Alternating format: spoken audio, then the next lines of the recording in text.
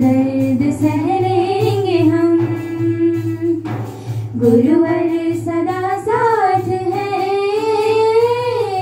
दुख दर्द सह लेंगे हम,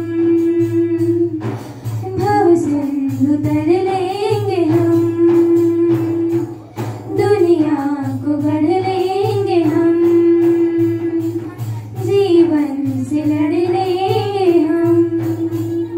सदैव श्रद्धा प्रकट प्रज्ञा पे जा रहे थे, दो लोग बीच में निकले, बीच में निकलने के बाद बीच लाइन में लग गए।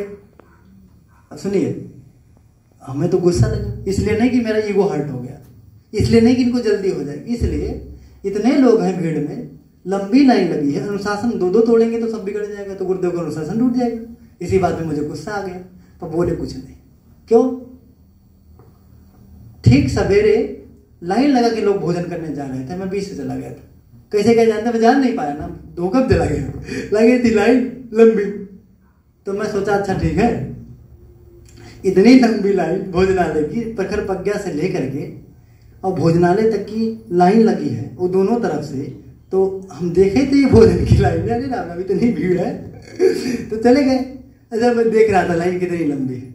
अच्छा, अब कहीं इतना भीड़ है तो अभी हम भोजन नहीं करेंगे, जय वहां बैठ जाते हैं, क्या नाम है उधर, क्या नाम है, हिमालय साइड बैठ जाते हैं, वहीं आराम कर लेंगे, अभी लौट आएंगे। तो पता पड़ा जब गए तो उधर जिधर से निकल रहे थे, सामने वाला गेट वो खोल करके कह रहा था जाओ, तो जो लोग वहां थे तो ढकेल रहा था, उसी ढकेल हमको भी ढकेल दिया, हम पहुंच गए वहां लाइन लेके, अब कहा लिए तो आपके बिना लाइन के हम पहुंच गए। हमें वो याद आ गया, वो धोखा हो गया था पर याद आ गया, और ये मन करा जब हमसे लाइन टूट गया तो हम दूसरे क्यों कहेंगे, हम क्यों ऐसी कमी देखने दें। अब पहले अपनी बात जब गाना गाएंगे तो लाइन कहेंगे तो हम कहेंगे, नहीं तो हम नहीं कहेंगे। तो मैं बोला था गुरुदेव की पुस्तक आध्यात्मिक समर, नित्य संघर्ष की बात, एक मोमेंट की नहीं, 24 घंटे संघर्ष की बात। 24 घंटे हो, ये बनेगा तब जब हम अपनी ओर दृष्टि करना सीख लें, और अपनी ओर दृष्टि दो आधार पे जाएगी। पहला तो 24 घंटे आप देखिए कि मुझ में अब क्या कमी शेष बची है, ये दिमाग में आपके पास बिल्कुल बना रहे। एक दूसरी चीज है कि अपने पास आलोचकों की संख्या कम ना पड़ने पाए, कभी नहीं। जब लगे कि लोग हमारे पास प्रशंसा की ज्यादा है, तब उसी दिन से आपको चिंता सतानी चाहिए। अब तो बात बिगड़ गई, अब 1 महीने में हमारा पतन कुछ ना कुछ तो हो ही जाएगा, ना कहीं होगा तो जागने सोने में ही अंतर आ जाएगा, खान पान में फ्लेक्सिबिलिटी आ जाएगी, कहीं ना कोई गड़बड़ा जाएंगे हम, बोलचाल में बिगड़ जाएगा। और जब तक लोग आपको कोचते रहेंगे, ये जिनको साधनाएं नहीं करनी है, अपने को सुधारना नहीं है, अपना परिष्कार नहीं करना है, उनके लिए तो आलोचक तो विष के समान है, वो तो बेकार आदमी है, न रहे तब भी ठीक है, वो हमेशा उनको बेकार रहेंगे। अगर हम सुधारेंगे नहीं तब रहेंगे, तब के लिए घातक है भी है, तब कुछ नहीं कर पाएंगे आप, तब उनसे दूरी बनाने की बात करेंगे हम आपसे। पर जब अपने को आप साधते रहेंगे तब आप मान लीजिए। 2 बातें हैं, क्योंकि हर व्यक्ति की वृत्ति है कुछ ना कुछ ठीक करना, ठीक बताना, चाहे वो कमी निकालने वाला बताएगा तब भी ठीक है, और कमी सुधरवाने वाला बताएगा तब भी ठीक है, हित चाहने वाली कमी बताए तब भी ठीक है, हित चाहने वाली कमी बताए तब भी। हमारी कमी हमको दिख जाए और हम प्रार्थना करके और संकल्पबद्ध होकर के हम डट जाए सुधारने के लिए, तो ज्यादा ठीक। दूसरी बात बड़ी महत्वपूर्ण है, हम अपनी अंतरात्मा में जो प्रकाश पैदा होता है, गुरु तत्व हमने गुरु का बना लिया, गुरु हमने बना लिया, तो गुरु के जो क्रिया करने का जो तरीका है, उसका जो स्थान है, अपनी ही अंतरात्मा से वो करता है, पर वो पूरा हो पाता है। अपनी अंतरात्मा के प्रकाश को हम कहाँ जान पाते कि वो कह क्या रहा है, हम कहाँ सुन पाते उसको। गुरुदेव ने एक जगह पे लिखा कि देवता लोग हमारी बात, आत्मदेवता हमारी बात सुनने पर तब बहरे हो जाते हैं, तब गूंगे हो जाते हैं, सॉरी हाँ, तब गूंगे हो जाते हैं जब उनकी बात हम सुनने पर बहरे हो जाते हैं। इस तरह से गुरुदेव ने लिखा है। तो गुरुदेव अपनी अंतरात्मा से बोलते हैं, हमें वो सुन नहीं पाते हो, तब क्या करते हैं, तब सामने जो आलोचना करने वाला आता है, बारीकी से देखें तो पता लगेगा किसी का भेजा हुआ है, इसको मुझसे इतनी खुन्नस तो थी नहीं, ना तो इतना ये खाली था कि मेरे बारे में कुछ कहे। तब पकड़ेंगे तो किसी के फोर्स पे आपके बारे में कुछ कह रहा है, उसको बारीकी से सुन लीजिए, उसी को सुधार लीजिए, तब यात्रा चल पड़ेगी।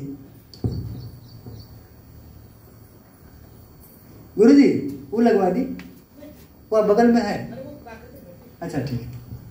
वो ठीक करना शुरू करें, यहीं से शुरू होगा कि अपने ऊपर बराबर दृष्टि बनाए रखें, बराबर हर जगह बनाए रखें। सुधारना क्या है? सुधारना क्या है? गुरुदेव ने कहा कि हम लोग आचमन कराते हैं तो हम वाणी को सुधारने की बात करते हैं। आपने आचमन 3 बार किया, 3 बार कर लिया, माधवाय स्वाहा बोल के कर लिया, ओम माधवाय नमः बोल लिया, कि गुरुदेव जो बोलते हो अमृतोपस्तरण व स्वाहा ये बोल लिया, फर्क नहीं पड़ता। अपना नाम लेके अपने मम्मी पापा का नाम लेकर लिया, बहुत फर्क नहीं पड़ता। 3 बजाय के बार 5 बार कर लिया कि 3 के बजाय 2 बार हो गया, उनको बहुत दिक्कत की बात नहीं है। पर उसका जो मर्म था, हम जो है जबान को हम सुधारेंगे, वो हमसे नहीं हो पाया। जांच लें, खाने पीने में हम क्या स्वास्थ्य की वस्तुएं खाते हैं? यदि हाँ तो पहली शर्त पूरी हो जाती है। स्वास्थ्य की वस्तुएं खाएं, स्वास्थ्य देने वाली। स्वास्थ्य की वस्तुओं से धीरे धीरे करके परहेज करने जैसी बात अपने अंदर आ जाए, बहुत कुछ आपका बच जाएगा। दूसरी बात, जब भी अन्न करें चाहे जो दे, कोई दे फर्क नहीं पड़ता, देवा सर ने दिया है कि उनने दिया है, किसने कमाया फर्क नहीं पड़ता, कमाई ईमानदारी की होनी चाहिए। ईमान का पैसा हो, उसके पीछे ईमान का। मैं नाम नहीं लूंगा, मैं प्रयोग के आधार पर बता रहा हूं। मैंने कम से कम जो है 75 घराने का जो है अन्न खा करके प्रयोग किया है।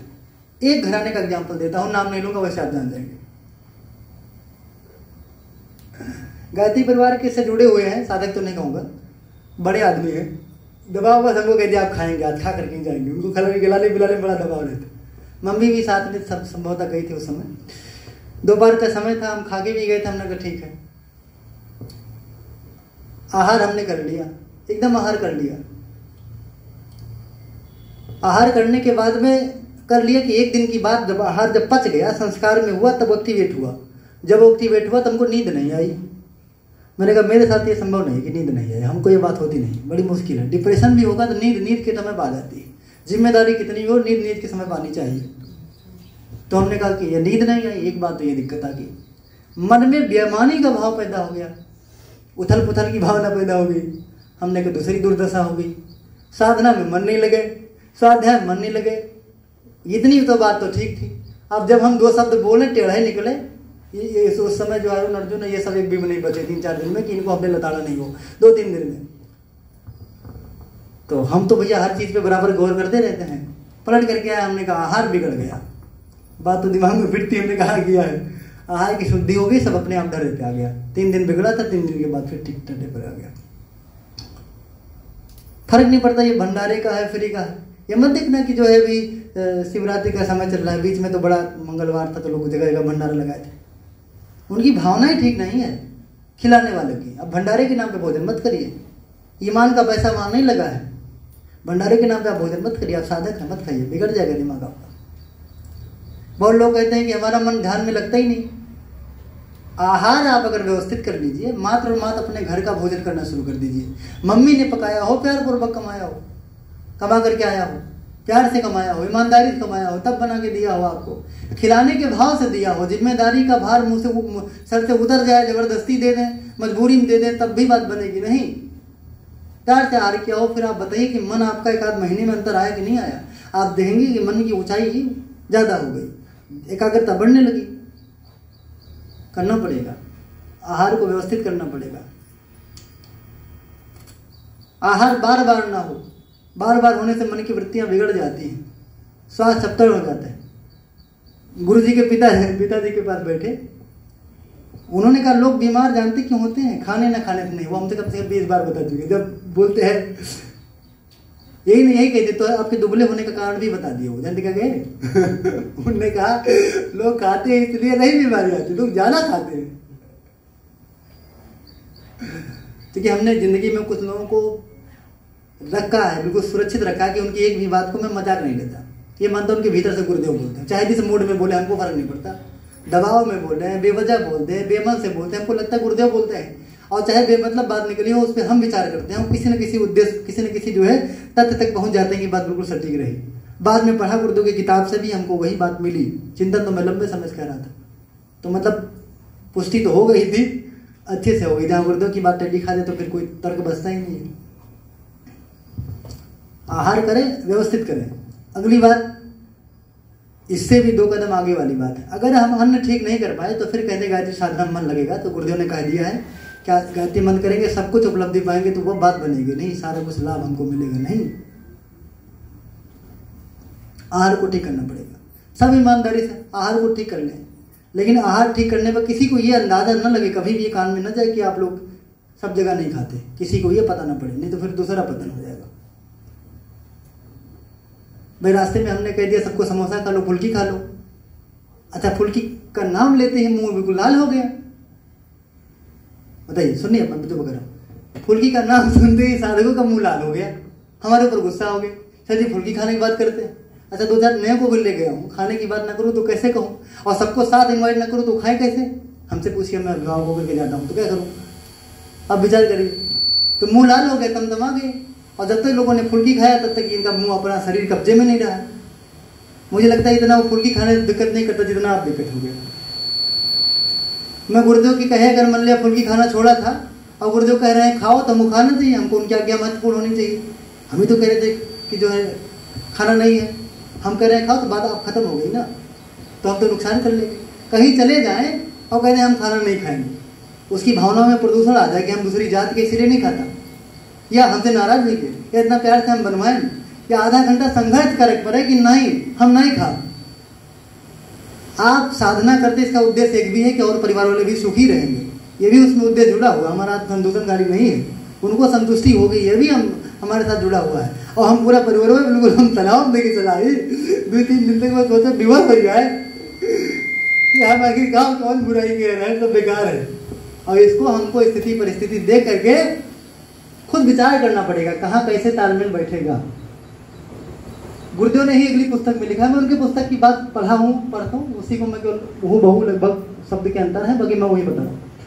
गुरुदेव ने कह दिया कहीं मजबूरी आ जाए बेटा तो खा लेना, पर वो मजबूरी वाला भोजन हो, एक कवर हो जाए पर्याप्त है, बस बहुत। उनको एहसास ना हो, लगे कि आपको केवल भूख नहीं लगा है, उसमें ये बात ना आए कि हम किसी के हाथ का बना हुआ नहीं खाते, ये नहीं होता, ये बात कभी नहीं करना चाहिए। तो उद्देश्य था नहीं, ये होना भी नहीं चाहिए। तो हमको आहार में प्रयास करना पड़ेगा, जिनको हम जानते हैं जांचे परखें कि इनका हाथ ठीक है, इनका व्यवहार ठीक है, इनके पास ईमानदारी की भावनाएं ठीक है, वहाँ तो आहार करें। बाकी हम लोग समझौता नहीं करें, हम लोग पिलर्स के रूप में खड़े हैं ना, जो आप फॉलो करेंगे। शांति मुझ में कुछ लोगों के बीच बैठती नहीं है, मुझे बाद में पता पड़ा। गए ऑफिस में बैठे थे तो क्लियर हुआ कि दुबे जी में और जो है ये नरेंद्र ठाकुर जी में आप नहीं बैठती, दोनों बोलते नहीं। कार्यक्रम था, पता लगा ये वहां जाएंगे तो मैं नहीं जाऊंगा, और राष्ट्रीय कार्यक्रम था। मैं पूरा गजब हो गया, अरे राम राम राम, मैं तो कभी कल्पना नहीं किया था। फिर सोचा परिवार इसी का नाम है, जहाँ मतभेद भी है, वो भी तो परिवार है, वो बड़े पैमाने पे है, वो ना पैमाना है बड़ा, यही तो है। तो ठीक है, फिर मैंने एक बार और विचार किया, यदि वहां खटपट बची है तो फिर कोई परिवार सुरक्षित नहीं रह सकता जहां कुछ खटपट ना हो। वही बात यहाँ संभव है, अनुर्जुन में दुहे तितरिया हुआ करता है, समझाओ के क्यों? जैसा हम जिएंगे आगे भी वैसा रहेगा, नोट कर लीजिए। हमारा जीना पूरे परिवार में प्रभावित करेगा। तो सेंटर वालों के लिए जितना बन पड़े हम कॉम्प्रोमाइज नहीं करेंगे, इसीलिए हमारी मजबूरी समझिए या हमारी आवश्यकता समझिए, उसको हमको करना ही चाहिए, करना पड़ेगा। आहार को ठीक करिए, कैसे करना पड़ेगा मैंने बता दिया। स्वास्थ्यप्रद भोजन हो, ईमानदारी का हो, प्यार से बनाया हो, खिलाने की दृष्टि से बनाया गया हो, तब भोजन करें। बाकी भावनाएं जो चिपकी होती हैं, एक बाबा का नाम बता दूं, वृंदावन के हैं, मैं नाम थोड़ा बहुत भूल रहा हूँ, बड़े अच्छे साधक रहे वो एक जगह पे गए थे, खाना खा के लौट आए। उन्होंने एक माता जी को देखा, उनकी जो अंदर दृष्टि बिगड़ गई, कामुकता वाली हो गई, काम वासना उनकी थोड़ी सी भड़क गई। मतलब आम आदमी की तरह उथल पुथल नहीं हो गया, पर चिंतन में थोड़ी बात ऐसी आ गई उनके। उन्होंने बाकायदा समीक्षा किया, बड़ी कड़ी समीक्षा किया, ऐसा कैसे हो गया? हम तो बिल्कुल अंतिम स्टेज पे पहुंचने की स्थिति में है, उम्र में भी और साधना की दृष्टि से भी, और ये स्थिति कैसे आ गई किसी को देख करके इस तरह से? इसका मतलब आहार बिगड़ गया। पता पड़ा तो उस व्यक्ति के घर चले गए तत्काल, बिना कुछ सोचे समझे, जहाँ उन्होंने आहार किया था। तुम ईमानदारी से बताना, खाना मुझे खिलाए थे, क्या सोच के खिलाए थे? पूछ लिया प्रश्न उनको क्या दिक्कत है? उन्होंने कहा कि मैंने सुना था कि बड़े शुद्ध व्यक्ति आए हैं, मुझे 2-3 बहुत वर्ष हो गए, संतान नहीं उत्पत्ति थी, तो संतान उत्पत्ति की भावना से कि हम आपको भोजन कराएंगे तो हम जो है सुसंतान प्राप्त करेंगे, इसी भावना से हमने आपको भोजन कराया था। आप देख लीजिए, इतनी बारीक सी रेखा है, इसमें आप समझ सकते हैं क्या इसमें आपदा आ गई, इसमें क्या आपदा आ गई, पर यह भी हमारे मन को बिगाड़ देगा। तो क्या हम इतनी बड़ी साधना, इतनी बड़ी जांच परख करें? मोटा मोटा कर सकते हैं ना, मोटा मोटा जो संभव वो कर सकते हैं। आहार पूरी उत्तम भावना के साथ भोजन कराया जाए तो अच्छा रहेगा। किस भाव से लोग कराते हैं, बड़ी बहुत, जैसे यहाँ आप भोजन करके आते हैं ना, मम्मी को खिलाने की जो भावना है, बनाने के ऊपर जो समर्पण है, वो देख करके आप बहुत आश्चर्यचकित होते हैं। इसीलिए यहाँ का भोजन कैसा भी हो, गर्मी में भी पूरी आदमी को नुकसान नहीं करता, ओवरडोज भी ले लेते हैं तब भी फायदा करता है। सामान्य सी चीजों में आदमी को जो है टेस्ट भी आता है, स्वाद भी बना रहता है। आप बताइए, आहार मैंने एक हो गया। दूसरा शब्द गुरुदेव ने कहा कि हम सभी को गायत्री मंत्र का, गुरुदेव का पूरा लाभ लेना है, साधना का पूरा लाभ लेना है, तो उसका जो अगला पक्ष है वाणी ठीक करना पड़ेगा। जीवा के साथ वाणी भी जुड़ी हुई है। वाणी जुड़ने का तात्पर्य, वाणी जुड़ने का अर्थ है कि वाणी का हम प्रयोग कैसे करते हैं। हमने कभी किसी के साथ 2 शब्द बोला तो या तो हतोत्साहित हो गया, या तो वो डिप्रेशन में पहुंच गया, या तो वो भटक गया, या 3 दिन तक वो पंचर हो गया। कुछ ना कुछ ऐसा बोलते रहते हैं, हमारी आदत हमारे स्वभाव में आ गया है। गुरुदेव ने एक गीत गाया, माता जी गाती है, किसी को याद है? दे न पाओ यदि, हाँ,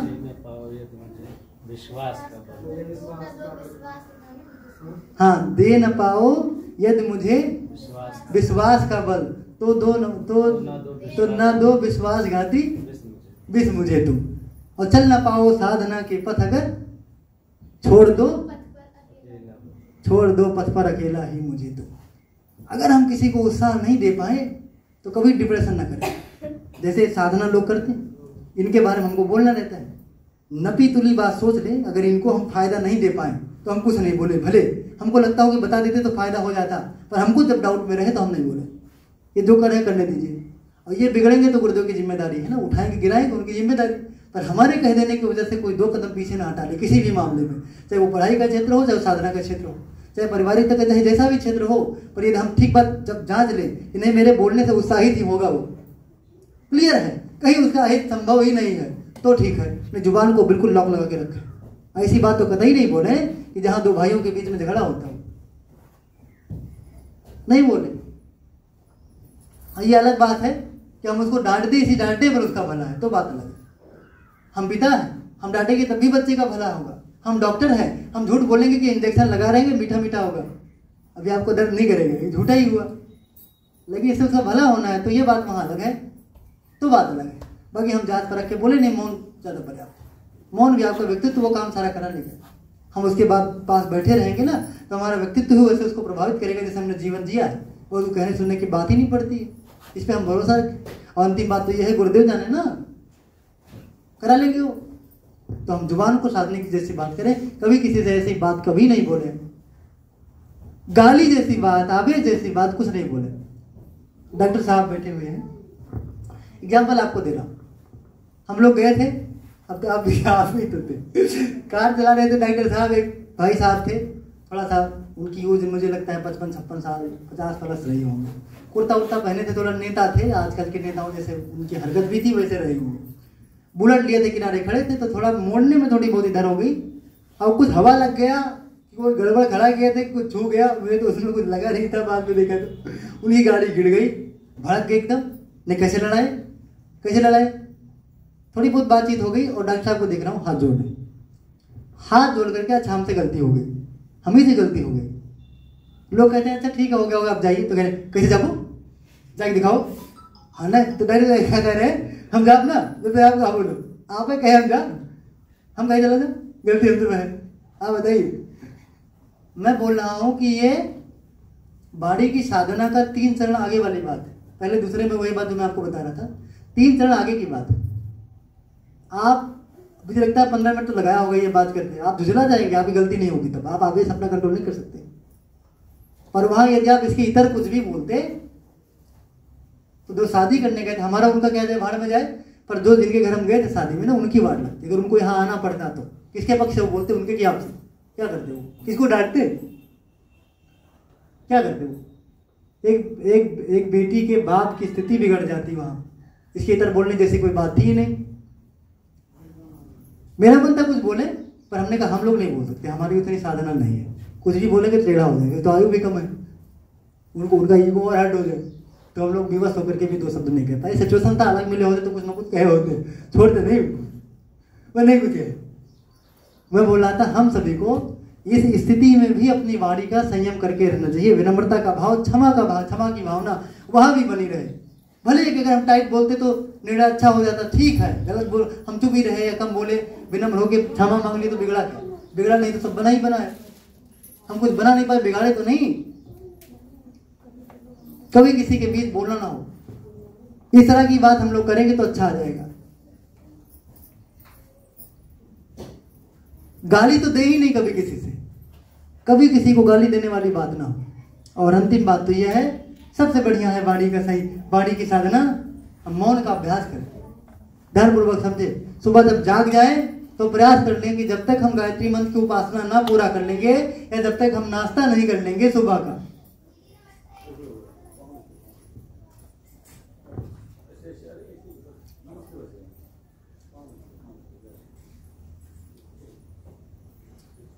चलो बच्चे लोग बैठ जाओ बिना आवाज किए।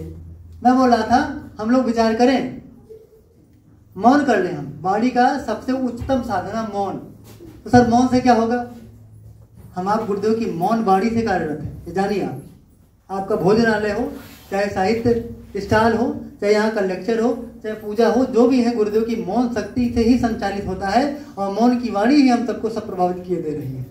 उनकी वो कितनी तीव्र शक्ति थी। गुरुदेव ने कहा अब हम आपसे ज्यादा काम करवाएंगे, लेक्चर बेस पे नहीं, सूक्ष्मीकरण की मौन साधना के रूप में ज्यादा काम करवाएंगे। तो हम लोग ये भ्रम करें कि हम लोग मौन कर साधना करेंगे तो क्या होगा? तो वाणी की सबसे ऊंची साधना जिसे हम मौन साधना करते हैं, क्या करना पड़ेगा? सुबह जागने के बाद नाश्ता करने तक हम लोग कसम खा लें हम लोग मौन रहेंगे, बोलेंगे नहीं, इशारे से काम चला देंगे। और हमारे अंदर कमी है, जैसे ही जागे चप्पलवा कहाँ है यार, सुबह की भाषा ढीली नहीं रहती। दिन में तो हम नॉर्मल भी बोल जाते हैं, सुबह हम लोग टाइट बोलते हैं, ज्यादा क्या जल्दी रहती है कहीं जाना है, कुछ करना है, जल्दी रहती है। नाश्ता करने तक हम बोले नहीं। और ये तब संभव है जब आदत डालने कि हम अपना काम खुद करेंगे।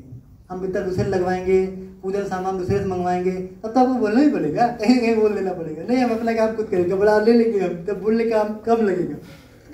ना चलना हो तो इशारा कर दे, नई बात बनती हो, एक शब्द में एक वाक्य में काम चलाने पर मौन साधना सुबह की साधना में हम करें, ठीक है। वाणी को कम से कम बोले, दिन में भी प्रयास करें हम न्यूनतम बोले, एक शब्द में काम चल जाए तो काम चला लेंगे। यहाँ लेक्चर देना हो तो हम नहीं कह सकते, नहीं हम बुलाई दिखे दिए, अनुभव अपने अपने हैं। अगर बात आओ ताना दो कि सर जी आप करो मौन आ जाए, हम 2 घंटे के लिए मौन रखे हैं, बोल बनेगा यार, यहाँ बोलना रहेगा आपको, यहाँ तो मौन साधना करेंगे, ठीक है। अध्यात्म एक समर है, ये बड़े युद्ध के बाद संभव है। टिपिकल बात तुरंत हो जाएगी। वाणी का संयम कर लीजिए, अन्य इंद्रियों का संयम बता रहा हूँ। गायत्री मंत्र का आप 5 बार भी जब करें तो उसका पूरा पूरा लाभ मिल जाए, उसके लिए पहला चरण यह है कि इन चीजों का हम लोग जो है परिशोधन करना सीख लें। वाणी इसमें पहली बात निकल के आती है। वाणी के बाद क्या आता है? वाणी के बाद क्या आता है? वाणी के बाद दूसरी चीज आती है आंख और कान, दोनों लगभग पैरेलल चलते हैं। पर कान की बात का आप करिए, आंख तो बाद में आप देखिए। कानों के माध्यम से आप किसी को सुनिए मत। हम लोग क्या कहते हैं, हमने 2-4 परिवार जिंदगी में देखा जहाँ उनके घर किसी का आना जाना नहीं रहता है या बहुत कम रहता है, या आए गए लोग भी उनके ही अनुशासन में रहते हैं। 2-3 परिवार ही देखा है, पूरी उम्र में देखा। आए गए लोग भी हमारे अनुशासन में रहते हैं। और वो क्या नहीं, अगर कोई व्यक्ति हमारे घर पे चला आए तो बातचीत के मामले में वो अपना अनुशासन जताएगा। उसको क्या समझ में आता है वही आपको सुना के चला जाएगा, चाहे अच्छा हो चाहे बुरा। और कभी कोई अच्छी बात बोलता है, तीसरे की चर्चा में कोई अच्छा हो सकता है क्या हमारे लिए? बताइए। जब हम ये समझ लें कि तीसरे की चर्चा शब्द ही विष है, तब तो हमको ठीक है, चाहे जितना बढ़िया रसादार बात हो, कोई दिक्कत नहीं। लेकिन हमें जैसे तीसरे शब्द की चर्चा आ जाए, वो हमको केवल नुकसान ही समझ में आ जाए, तब तो हम उससे कुछ सुधार कर सकते हैं। न कुछ रस लेने लगते हैं, क्या रस लेंगे उसमें? सुनने की बात करिए, हमें किसी की बात सुननी नहीं है, हमें किसी की बात सुननी नहीं। जहाँ हमारे गुरुदेव के उद्देश्य से कोई बात नहीं लिखा है तो ठीक है, नहीं सुननी किसी की बात नहीं। बुराई की तो बात करता ही नहीं सुननी। इसका अर्थ ये भी नहीं है कि कोई बुराई करे तो उसको हम डांट के चले आए। आप एक दिन के डांटे सुधरेगा नहीं, आप दूरी बनाने में इतना पर्याप्त है। देखो, दो चीजें हमारे अंदर बड़ी बुराई है। एक तो ये कि व्हाट्सएप पे जब हम कोई अच्छा ज्ञान देखते हैं तो फॉरवर्ड करने में बड़े माहिर हैं। जैसे कुछ अच्छा विचार देगा बस कई ग्रुप में हमने तैयार कर दिया, उधर गया आपसे। नोट कर लेना, जब हम गुरुदेव के साहित्य को पढ़ते हैं तो एक आध्यात्मिक चेतना गुरुदेव की जुड़ती है, उससे उनके तप की ऊर्जा प्रवाहित होना शुरू हो जाती है, वो रोम रोम में आने लगती है उसी साहित्य को पढ़ करके। इस ऊर्जा को मुख से बोल के निकाल देना है, व्हाट्सएप पे लिख के फॉरवर्ड कर देना है, किसी की उसी ऊर्जा को लेकर के अपने जीवन में उतार लेना है। गुरुदेव ने साहित्य के माध्यम से ही पूरे 800 करोड़ की आबादी को बदलने का चैलेंज किया है। क्यों? इस केवल अक्षर की काले अक्षर के बलबूते नहीं किया है, और न उस ज्ञान के बलबूते किया है, उसके साथ जुड़ी हुई उनकी तपस्या का जो ट्रांसफॉर्मेशन है, जो है ट्रांसफर है, उसकी वजह से उनका तुरंत ऊर्जा, जैसे ही गुरुदेव का साहित्य लोग पढ़ना शुरू कर देते हैं, उनकी आध्यात्मिक ऊर्जा से कनेक्ट हो जाते हैं। वो आज वीडियो सुन रहे थे गुरुदेव का, आपने देखा, तुम बेटा कुछ मत करो, क्या करो, बस एक काम करो। मनोवैज्ञानिक गुरुदेव ने कहा, पेट खाली कर लो, 10 बार सांस लेके, और 3 बार ऐसे, 10 बार ऐसे सर पे हाथ फैलाना, उसके बाद बोलना मेरे विचार खत्म। गुरुदेव के आना शुरू हो गए, समझे आप? अरे पेट का हवा निकालना और सर पे हाथ फैलाना तो एक मात्र बहाना, मात्र एक सामान्य सा टेक्निक है, उससे बहुत कुछ बनता बिगड़ता नहीं। उसके पीछे जो लॉजिक बात है, हम महसूस करने लगे कि उनकी बात आने लगी, बस वो शुरू हो गया, हम सुनने हो गए, चालू हो गया उनका। और जब लोग साहित्य पढ़ना शुरू कर दिए तो उनके अंदर भावना डेवलप हो गई ना कि हम गुरुदेव की बात पढ़ रहे हैं, उनकी बात पढ़ तो ऊर्जा लीजिए। ये वो आधार ऊर्जा है जिसके आधार पर लोग बदलते चले जाते हैं। हम है कि गुरुदेव की ऊर्जा पढ़ करके केवल बोलना जानते हैं, जैसे मैंने साहित्य पढ़ा मैं बोल रहा हूँ, जब मैं बोलना था यार, हम ऐसा नहीं करें। जैसे कोई लेख पढ़ के ऊर्जा आनी शुरू हो जाए, क्योंकि लेख के साथ उस व्यक्तित्व की ऊर्जा जुड़ी रहती है, चाहे जिसको भी आप पढ़ेंगे। इसीलिए बहुत जिन्होंने केवल ज्ञान लिखा है और बोला है, उनकी बात सुननी भी नहीं चाहिए, क्योंकि उनकी ऊर्जा नेगेटिव वाली संचालित होगी तो आप केवल उधी ओर जाएंगे। जितने भी अच्छे अच्छे कथावाचक हैं उनकी बात सुन लीजिए, बड़ी बड़ी बातें करेंगे, अंत में जीवन में आप ही क्या उतरा, ठीक वैसे वो छिंकल हो गए जैसे वो थे, वैसे कमीने हो गए हम जैसे वो थे, अच्छा कुछ बना नहीं बना। इसीलिए बहुत ठोक विदा करके हम अच्छे लोगों की बात पढ़े, जिन्होंने जो है आचरण में उतारा तो बात बनती। तो मैं बोल रहा था, हमें किसी की बात सुननी नहीं है, अंतरात्मा से गुरुदेव की बात सुननी, अच्छी बात सुननी, तीसरे की बात नहीं सुननी। आंखों की बात आती है, पर पूछ गुरुदेव ने कह दिया आंखों में हमारे राक्षस घुस गया, ये उनकी बात बोलो, आंखों में कालनेम घुस गया, आंखों में सुपरखा चली गई, किसी को अच्छा देखने नहीं देती। अब उनकी लाइन बोलता हूँ, बुरा नहीं मानिएगा, गुरुदेव की लाइन एक अक्षर सा बोल देता हूँ। गुरुदेव ने कहा कि स्कूल से निकलने वाली कौन है? बेस्या। गुरुदेव ने लिखा, ये दुकान पे बैठी वाली कौन है? बेस्या। ये धर्म मंच पे बैठी वाली कौन है? बेस्या। पड़ोसी कौन है? वो बेस्या। ये आंखें केवल हमको बेस्या दिखाती है। ये गुरुदेव की अक्षर सा लाइनें हैं। ये हमें, हमारी आंखें हमको बेस्या दिखाती हैं, हमारी आंखें इनको बहन मानने के लिए तैयार नहीं करती, तैयार नहीं होने देती, हमको माँ मानने नहीं देती, हमको देवी मानने नहीं देती, हमको सब नाचने गाने वाले लगते हैं। आंखों का परिशोधन कर लीजिए। जहां तक प्रेम है, जहां तक शादी है, वहां तक बात तो सीमित है, वो भी वहां भावना उस स्तर बिगड़े नहीं, बिगड़ालू भावना नहीं, उसको संबोधित करते रहना भी जरूरी है, एक मर्यादा वहां भी जरूरी है। पर हम लोग प्रयास करें कि हमको सब बहनें दिखाई देने लगी। बोल तो रहा हूं, पिछला मुझे लगता है कि कम से कम 12 साल हो गए होंगे कोचिंग किया है, हर बिटिया का मैं पाँव धुलता हूँ, डेली धुलता हूँ, उनकी आरती करता हूँ, उनको तिलक लगाता हूँ बराबर। क्या हमने वो दृष्टि प्राप्त कर ली जो गुरुदेव की अपेक्षा थी? नहीं प्राप्त कर सके, बिगड़ जाती है बीच बीच में। यहाँ समाज के वेशभूषा का भी अपना स्थान है, उनके बातचीत करने का लहजा भी अपना स्थान है। रंगत जो बिगाड़ दी ने और जल्दी हमारी साधना सद गई होती। हमने यहाँ बहुत अभ्यास किया, क्योंकि हम गुफा में तो बैठे नहीं हैं, जब संस्कार 50 साल बाद एकदम पक गए तब बाहर निकले हैं, अब हम वन वे रूट हो गए। पतंजलि सूत्र में आता है कैवल्य, कैवल्य एक शब्द आता है, केवल का मत, कैवल्य का अर्थ होता है समाधि की वो चरम अवस्था जहाँ पर वन वे रूट हो जाता है, जहाँ पर वापस आने के चांस ही नहीं है। वहाँ पहुँच गए तो कोई फर्क नहीं पड़ता, वहाँ से लौटेंगे नहीं। वो गुरुदेव की स्थिति हो सकती है, रामकृष्ण परमहंस की स्थिति हो सकती है, हमारी आपकी नहीं हो सकती। वहाँ आप चाहे जैसी स्थिति में रहें कोई दिक्कत नहीं, कपड़े बेकपड़े का आदमी भी खड़े रहेंगे, तभी आपकी दृष्टि कभी पतित नहीं हो सकती। पर वो अंतिम चरण की बात है, वो भी एकांत साधना के करने के बाद अंतिम में जब वहाँ पहुँचेगा तब वो स्थिति आएगी। हमको तो कभी अवकाश लगता ही नहीं, हम तो एक दिन के लिए हम एकांत में रह नहीं सकते, तो हम साधना कैसे कर सकते हैं? हमें तो परिवेश का सहयोग भी मिलता रहे, वातावरण का सहयोग भी मिलता रहे, बातचीत में भी पॉजिटिविटी बनी रहे और मोबाइल पर भी प्रतिबंध लगाते रहे और ऐसी साधनाएं विचारों के रूप में भी करते रहे, साथ साथ जितने लोग यहाँ आए उनको प्रणाम करते रहे, आरती करते रहे, तो कहीं कुछ हद तक संभव है कि अपनी बहन दिखे, अपनी माँ दिखे, अपनी पड़ोसन में भी माँ दिखे, ये थोड़ी बहुत संभव है। और जिससे हम कभी नहीं मिले वो भी माँ दिख जाए, वो भी हम कुछ गारंटी नहीं ले सकते। नए आदमी आएंगे, पता नहीं कैसा वेशभूषा है, बिगड़ जाए दिमाग। तभी विचारों के तल पर ये परेशानी उतनी नहीं है। अगर आप अनुभव करते रहे कि मेरे विचार में कोई गड़बड़ी है, तो उतनी परेशानी आपके लिए वो खड़ा नहीं करेगी। आंखों का राक्षस मार देना पड़ेगा। सबसे बड़ा राक्षस आंखों का यही है कि हमें भाई भाई नहीं दिखता और बहन बहन नहीं दिखती, मामा नहीं दिखती। जिनको देवियां दिखना चाहिए था वो वेश्याएं दिखना शुरू हो गई, जिनको देवता दिखना चाहिए था वो नाचने गाने वाले हीरो हीरोइन दिखने लगे। ये आंखों का परिशोधन कर लीजिए आप, तो आनंद आ जाए। इंद्रियों का परिशोधन करें, कैसे बनेगा, कैसे होगा? ये केवल कहने से नहीं होगा। दिमाग को अवकाश नहीं मिले, बस उसका एकमात्र सूत्र, दूसरा कोई सूत्र नहीं। एक तो आप संकल्प ले लीजिए कि मुझे अपनी इंद्रियों को ठीक करना है, जो कही गई बातें हैं उसको धरे पर लाना है, बुराई को छोड़ना, अच्छाई धारण करनी है। उसके लिए आप संकल्पित हों, कोई भी कीमत चुकानी पड़े, फर्क नहीं पड़ता। एक शब्द आता है मुमुक्षा, परेशानी ज्यादा नहीं है, मुमुक्षा पैदा नहीं होती। आदि गुरु शंकराचार्य कहते हैं 3 बातें दुनिया में बड़ी टिपिकल हैं: मनुष्य का शरीर मिल जाना, मनुष्य योनि में पहुंच जाना और पहुंच के मनुष्यता प्राप्त कर लेना। दूसरा मुमुक्षा प्राप्त कर लेना, मुमुक्षा। तीसरा महामानव का संसर्ग प्राप्त कर लेना। ये तीनों बातें बड़ी टिपिकल है, गायत्री परिवार में तीनों पूरी हो जाती है। हम मुक्त होने की इच्छा ही नहीं रखते। किसी ने कहा भैया बड़ी दिक्कत है, समाधान नहीं है, शादी के ठाने बड़ी पीड़ा है, क्या करें? समाधान बता दे तो करोगे? क्या आपको समस्याओं से छुट्टी पाने का एकदम संकल्प है, चाहे जो कीमत चुकानी पड़े? जी सर, मंदिर में शादी करें। अरे तो फिर क्या दिक्कत? समाधान अब कर ले। मुमुक्षा जब बात है, विपदाओं को छोड़ना ही चाहते, सच में छोड़ना चाहते।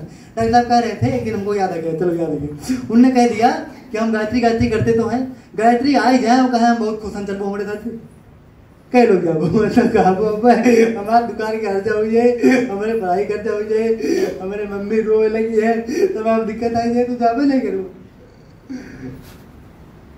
वो इच्छा नहीं पैदा बाबा तो क्या करे, आई जाए क्या करें? चला आएगा ही नहीं।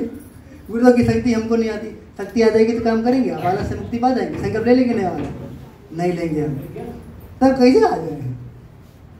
भाई साहब को पूछे कि वो बैठे कप्तानगंज के मिले थे, शांति कुछ ने कहे गुरु जी काम आप ज़्यादा करते हैं, हम लोग कर नहीं पाते, ये वो तमाम चीज़ें, क्या करें? हमने कहा कुछ ना करो, खाली कम से कम अपनी ठुक बिटिया कितना महत्व गुरुदेव दे लो, बस काम सब हो जाएगा। हमने एक लाइन में बात खत्म कर दी। जब नहीं समझ में आवा तो हमको बताए, बिटिया बारिश में बिटिया की शादी ठाने हो वो तो घरे बैठा रहो, बारिश ठंडी देखो नहीं तो गुरुदेव काम का देखो। बिटिया अगर शादी करबो तो 6 लाख रुपया कर्जा ले एकदम रखा तो कि नहीं? 60,000 गुरुदेव के लिए कर्ज रखे की जिम्मेदारी ले लो, शादी चोरी करो। बिटिया तू खोइबो पढ़ेबो ना, कर रुपया खर्चा में अधिया खर्चा ले लो, इतना तो मात दियो गुरुदेव, कहो ना खाली बात तो दे तो नहीं, फालतू बात मत करो, इतना तो मात दे लेंगे सरल हो जाएगा आपके लिए। हम बेटा छोड़ो, हम सही ईमानदारी बता रहे हैं, पूरे परिवार का सबसे निकम्मा जिसको आप कहते होंगे उसकी इतना भी तवज्जो देते नहीं, क्योंकि जो सबसे निकम्मा होगा उसके भी रोजी रोटी का डेली बंदोबस्त आप करते होंगे बिना किसी, चाहे जितना संकट है, बीमार हो जाए दवाई कराओ तो वो गुरुदेव के लिए क्या करते हो? मैं बताओ डेली का होगा तो नहीं, हम जब करी तो डेली, अरे जब करे तो बहुत देखते गुरुदेव से बोल रहे ये जब करे तो कुछ नहीं करते आप। अपने परिवार के निकम्मे आदमी जितना भी गुरुदेव को महत्व हम नहीं देते, कहते तो हैं स्वयं भगवान हमारे गुरु परम सौभाग्य हमारा है।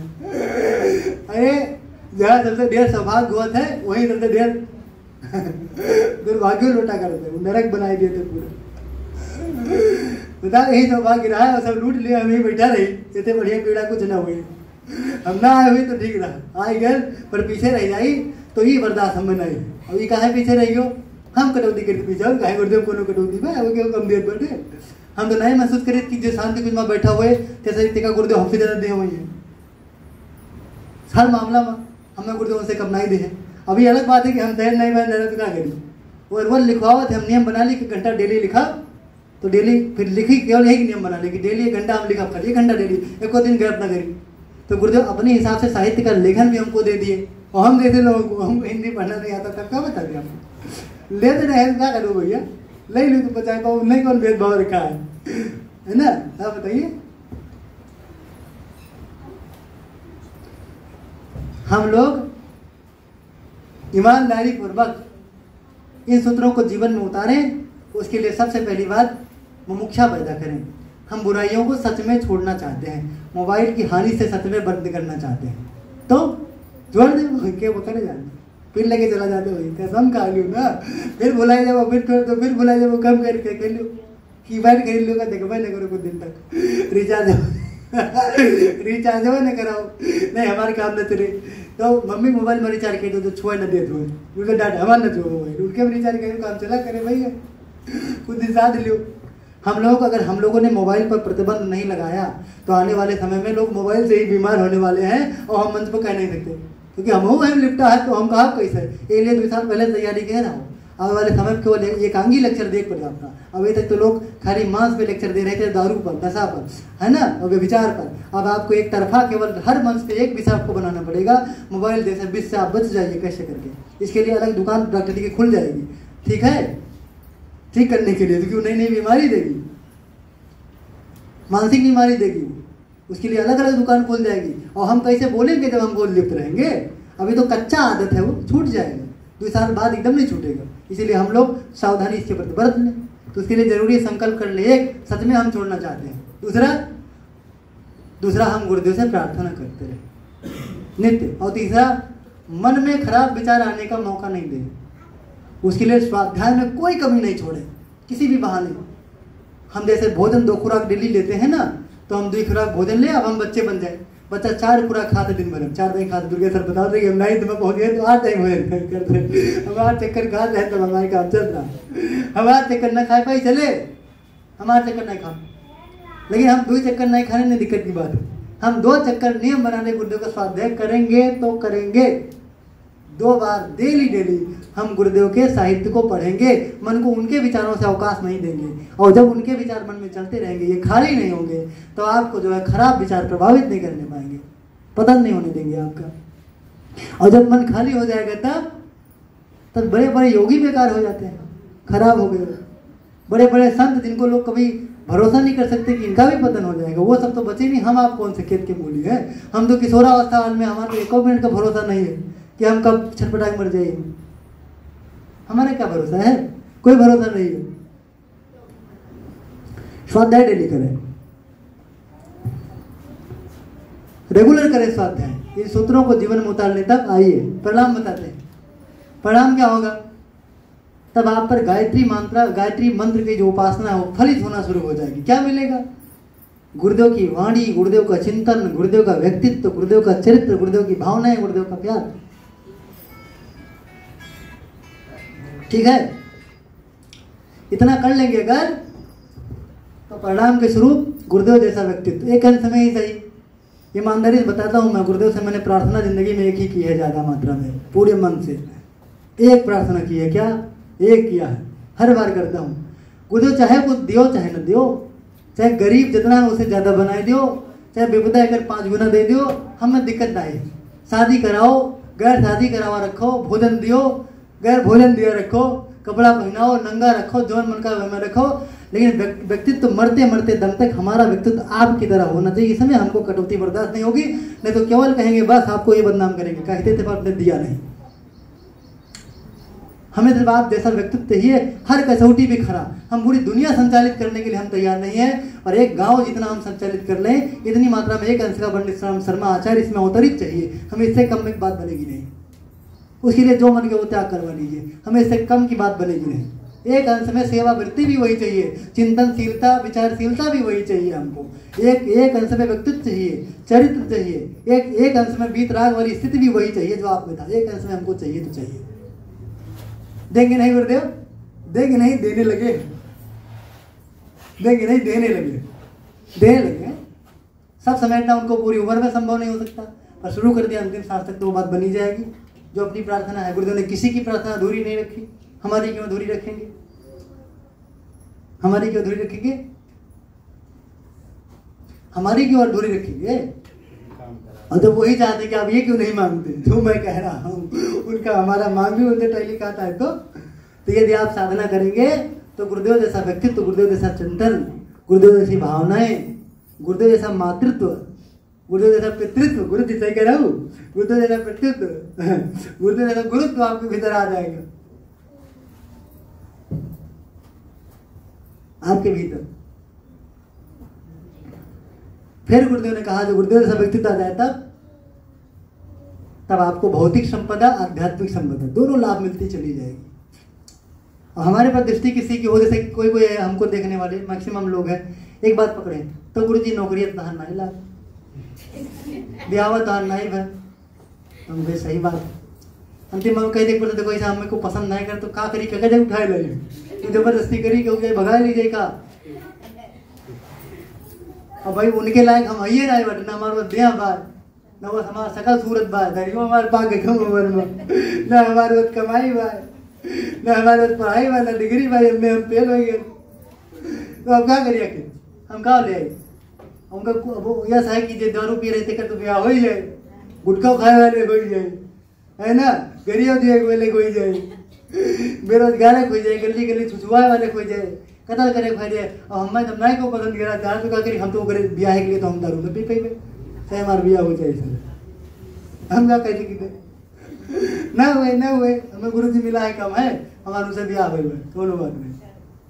अब वो चाहे हमें पता नहीं मानते हो चाहे उन्हें पता नहीं मानते, दिखाते तो ये नहीं है, हम वही खबर कह रहा क्या करें। नौकरी नहीं मिला, गुरु जी नौकरी नहीं पाया, 2022 जुलाई में फॉर्म भरे रहे टीजीटी के, हमारे परफॉर्मेंस पर जमा नहीं हुए, हर 6 महीने में एक दाई आवत है, हमकी पता लगता नहीं हमारे हुए, फिर कहीं जुलाई में फिर कहीं नहीं हुए। तो अब हम जहाँ फॉर्म भरते लोग भरते हो नहीं करावा चाहते तो क्या करिए, हम देखा खोपड़ी पटक दी। तो हमारे जब हमें यही तक देखे हुए खाली तो हम क्या बताए जब उनको देखते नहीं तो जान हम फेल भाई, तुम्हारी दृष्टि में फेल हम फेल है चाहिए ना और पास होना चाहिए ऐसा है। और लेकिन अगर आपको लगता हो देवाधर के पास कुछ मिला है, कौन आदमी होगा, मैं दुनिया में नहीं कह रहा हूँ पर अपनी इर्द गिर्द बात, कौन आदमी एक बार कह दे वो 500 लड़कियां आ जाए पर देवाधर करने के आ जाएंगी? और बताइए ये उपलब्धि नहीं है? कौन आदमी एक बार कह दे और मम्मी प्रणाम करे लगे, हम कह दे तो पूरा महफिल प्रणाम करे लगे एक बार। एक बात अर्जी की अभी याद आ गई, किसी ने हमने कहा बीमार पड़ेगा तो पैसा कमाते नहीं था, दवाई ये कराए। गुरु जी कहीं जाने तुहार कौन बात, एक बार के तुहार कौन बात, किडनी फेल हो जाए तो तब मिलेंगे तो दवाई कराई दे तो इतना बनाए हो। कहता किडनी फेल हो गया तो तार सब मिल के दवाई करे तो जाए ना तो जब तक काम न हो जाए, परेशान न हो। बताइए क्या सर, हाँ बताइए, आप कल्पना करके देखिए, ये भी तो मूल्य की कमाई है, सबसे बड़ा कमाई। आप बताइए, जो लोग अयोध्या नहीं देखे थे वो शांति कुंज में शिविर कर करके चले आए, ये भी तो कमाई है, उपलब्धि है। पर आप देखें आपके जाति हमरे ऊपर मैं गुरुदत्त जाति ध्यान दिया है सर, गुरु जी मिलिए हमें सबका। मैं आपको बता दे रहा हूँ, चिन्मय भैया ने अपनी बार खुले शब्दों में मंच से कहा, इतना दिन तक मंच सुनते हो गया, आज तक गुरुदेव ने ये बात नहीं कही थी चिन्मय भैया ने जो आपकी बार मंच में कहा था। सुन लीजिए लेक्चर में, कहा 2026 तक जागे सोए सपना देखे खाली अखी देखे 2026 गुरुदेव का मिशन, और भाषा कह दिया जोड़ा एक तरफ से। आप देखें, मकान, नौकरी, चाकरी, रुपया, कमाई, परिवार, सबको आप प्रायोरिटी देना बंद कर दीजिए। पहली बार सुना आज तक गुरुदेव ऐसा नहीं कहा, चिन्मय भैया ने आज तक लेक्चर में कभी कहा ही नहीं था कि आप केवल मिशन को महत्व दे, नहीं, ऐसा कभी नहीं। एक भी लेक्चर में सारा पढ़ लीजिए, ऐसा गुरुदेव ने एकांगी बात उन्होंने कभी करी ही नहीं। बराबर कहा है आपके परिवार का भी ख्याल रखा है, बहुत फ्लेक्सिबल बात उन्होंने कही है जो मुझसे कहना चाहिए। पर इस बार उन्होंने कहा इसका मतलब यह है कुछ जरूरत उनको ज्यादा है, मिशन को ज्यादा है, पर यहाँ से मैं फ्लेक्सिबिलिटी रखता हूँ कि आप सब कुछ सोचिए, पर 1 घंटा डेली गुरुदेव के लिए देने का पूरा ताना बाना बोल लीजिए, जहां तक आप चल पाते हो। गांव पे चल सकते हैं, गांव में चले जाया करिए। कुछ नहीं कर सकते, खाली भजन करें। अब हम लोग सोचते होंगे अब गुरु जी हमें दीपक करे आवत नहीं, लेक्चर दिया आवत नहीं, तो कौन में हम मिशन के काम करें। अगर आप हर रविवार को 1 घंटा मोहल्ले के लोगों को बैठा के खाली गीत करा करो गुरुदेव, तो उतना लोग गांजा पिए से, दारू पिए से, गुटखा खाए, गाली देख चुंगली कर बचा रही है। खाली इकट्ठा कह रहा हो बस, कौनो बहाने, एक करे बहाने इकट्ठा के लो, गीत गावे बहाने इकट्ठा के लो, आपके सतमा क्यों रहा करे तो कुछ ना कुछ बुराइयां बचा रहे। पीडीसी में सर जी की बड़ी पीड़ा रहती है कि बच्चे आते हैं उनके हिसाब से क्लास नहीं हो पाती, विद्यार्थी आते हैं उनके हिसाब से क्लास नहीं हो पाती, ये हमारी जो खुराक है ये पूरी नहीं हो पाती, हम लोग इसमें फेल हो जाते हैं। योजना 1-2 बार बनाए फिर भी विफल हो गए, तो इसका अर्थ बिल्कुल ये तो नहीं है ना, कम से कम कि एकदम उसका लाभ नहीं मिलता होगा। अगर हम लोग यहाँ आते होंगे तो एक सप्ताह में कुछ ना कुछ तो हम बुराई बचे ही रहते होंगे ना, भले हम लोग योजना बनाते फेल हो जाते हैं, पर हम यहाँ आते जाते भी रहेंगे तो मोटी मोटी बुराई बचे रहे। कम से कम अपनी मम्मी पापा जुबान तो दिलाते रहेंगे, कुछ नहीं करेंगे, गायत्री मंत्र तो डेली करते रहेंगे, एक हम अच्छा ही है, कुछ ना कुछ करते ही रहेंगे। तो हम आप सबसे आग्रह करेंगे, निवेदन करेंगे, जो बात मिशन में कभी नहीं बोली भैया ने वो आज बोली है, और जो बात हमने यहाँ से कभी नहीं कही आज मैं भी कह दे रहा हूँ, सुन लीजिए ध्यानपूर्वक।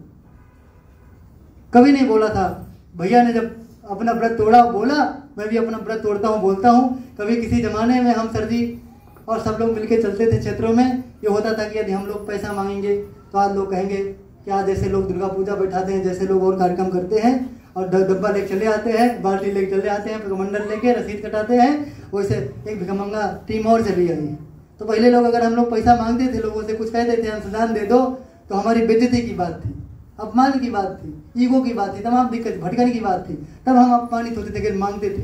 लेकिन यदि आज हम कहेंगे नहीं लोगों से, तब आज हमारे लिए खतरे की बात है, क्योंकि लोग कहेंगे इतना बड़ा काम हो रहा है, हमको उसमें कुछ अवसर नहीं मिला, हमारा भाग कुछ लगा नहीं। तो मैं आपको बता दे रहा हूँ, यह एक विशाला बनने जा रहा है। क्या बनने जा रहा है? यह विशाला बनवाने जा रहे हैं। आज या कल में हम जैसा सहमत होंगे, इंजीनियर साहब आए थे, यहाँ जाएंगे, उनसे हम बनवा के लाएंगे कि जो है विशाला शांति कुंज के मॉडल की कैसी बनेगी यहाँ, तो उनसे हम जो है कहेंगे 8 फुट जमीन छोड़ करके बीचों बीच में यहाँ हम एक विशाला बनाएंगे। नवरात्र की पूरा होती करनी है, जो अभी हमने भेजा था, साधना चल रहा है, वो साधना जब पूरी हो जाएगी तो नवरात्र में उसी में हम लोग यज्ञ करेंगे, सब लोग मिल करके। 9 कुंड रहेगा, 9 कुंड में सब मिला करके हम लोग उसी में यज्ञ करेंगे, तब तक वो विशाला बन के रेडी हो जाए, ऐसा अपना विचार है। होगा उसके लिए क्या कहते हैं, उसके लिए हम चाहते हैं कि सबका उसमें कुछ न कुछ लगे। क्या लगे? आपकी स्थिति और परिस्थिति, आपकी जो स्थिति परिस्थिति, अपने भीतर तो भावना यही रहती है कि हमारे पास जो घर का मकान है, गुरुदेव मम्मी कहती है मकान भी गुरुदेव का, अगर इसमें भी 2-4 लोगों का बैग आ जाए और बेड ओवर सो सके तो यो पावर सो जाए। तो उन्होंने तो अपना घर दे दिया, मकान दे दिया, यहाँ रजिस्ट्री तो कुछ नहीं कर दी, पर गुरुदेव कहते हैं रजिस्ट्री की क्या बात है। आपको शायद पता ना हो, शांति कुंज के पत्रक पे अंतिम में गुरुदेव ने लिख दिया ये राष्ट्रीय संपत्ति है। सुनना ध्यानपूर्वक, शांति कुंज की संपत्ति में गुरुदेव ने अंतिम में लिख दिया ये राष्ट्रीय संपत्ति है। गायत्री परिवार कोई पंथ नहीं है, गायत्री परिवार एक क्रांति है, गायत्री परिवार एक आंदोलन है। जैसे युग परिवर्तन हो जाएगा, इसका काम समाप्त, या जिस दिन इसमें विवाद हो जाएगा उस दिन ये राष्ट्र की संपत्ति है, राष्ट्र के नाम हो जाएगी, ये गुरुदेव कहते हैं। तो गुरुदेव को तो ये बात नहीं कि आप कोई चीज़ गुरुदेव के नाम रजिस्ट्री कराएं तब उनका होगा, नहीं, मिशन के जो काम आता होगा हम मान लीजिए उनको दे दिए। मेरा परिवार अगर मिशन के काम हो रहा है तो वो लोग उनको समर्पित है, मेरा घर उनके काम आ रहा है तो ये सब लोग गुरुदेव को समर्पित है। रजिस्ट्री पे लिखा हो ना लिखा हो बहुत फर्क नहीं पड़ता है। और ये बाद में भी अगर उनके नाम रजिस्ट्री नहीं हो पाई तो उनको बहुत दिक्कत की बात नहीं है। सामाजिकता को दिक्कत हो सकती है कि बना के अपने लिए डंप कर लिया, हालांकि मैं योजना में हूँ, जो होगा शांति कुंज के नाम होगा, शांति कुंज के नाम होगा, जो भी होगा। लेकिन फिर भी किसी तरह व्यतिरेक आ गया तो केवल समाज में थोड़ी बहुत बड़ी दिक्कत हो जाए। गुरुदेव और गायत्री मिशन को ये आपत्ति नहीं है कि ये चीज़ जिसका था उसी का रह गया, नहीं, ये बात नहीं है। इसी प्रकार से मैं आपको बोल रहा हूँ, मिशन को तो जरूरत बहुत कुछ देने को है, तर जाएंगे आप, तर जाएंगे। मैं एक स्टोरी बताता हूँ। एक भाई साहब थे, 1 महीने के बाद शांति कुंज में थे, उब गए, क्योंकि मैंने पहले भी कह दिया ना, चाहे आप स्वर्ग में जाएंगे, चिंतन व्यवस्थित होगा तो कुछ दे पाएंगे। चिन्मय भैया के अंदर गुरुदेव अवतरित थे, सीधे साक्षात महाकाल अवतरित है, यानी कि हम सामने जाते हैं कुछ लाभ नहीं ले पाते, दृष्टि नहीं है। वो शांति कुंज महाकाल का घोषणा कहते हैं गुरुदेव, वो बात केवल कहनी सुनने के लिए नहीं है, कण कण में उसकी आभा उभरती रहती है, ऊर्जा चलती रहती है, पर अनुभव में नहीं आती। तो दृष्टि का क्या किया जाए? बेटा पीछे होकर के बैठ जाओ, आप लोग थोड़ी देर बैठ जाओ बाबू, बैठ जाओ बाबू थोड़ी देर। मैं कह रहा था हमें अनुभव में नहीं आती है, हम कैसे जान पाएंगे? जिसके साथ आया हूं बैठा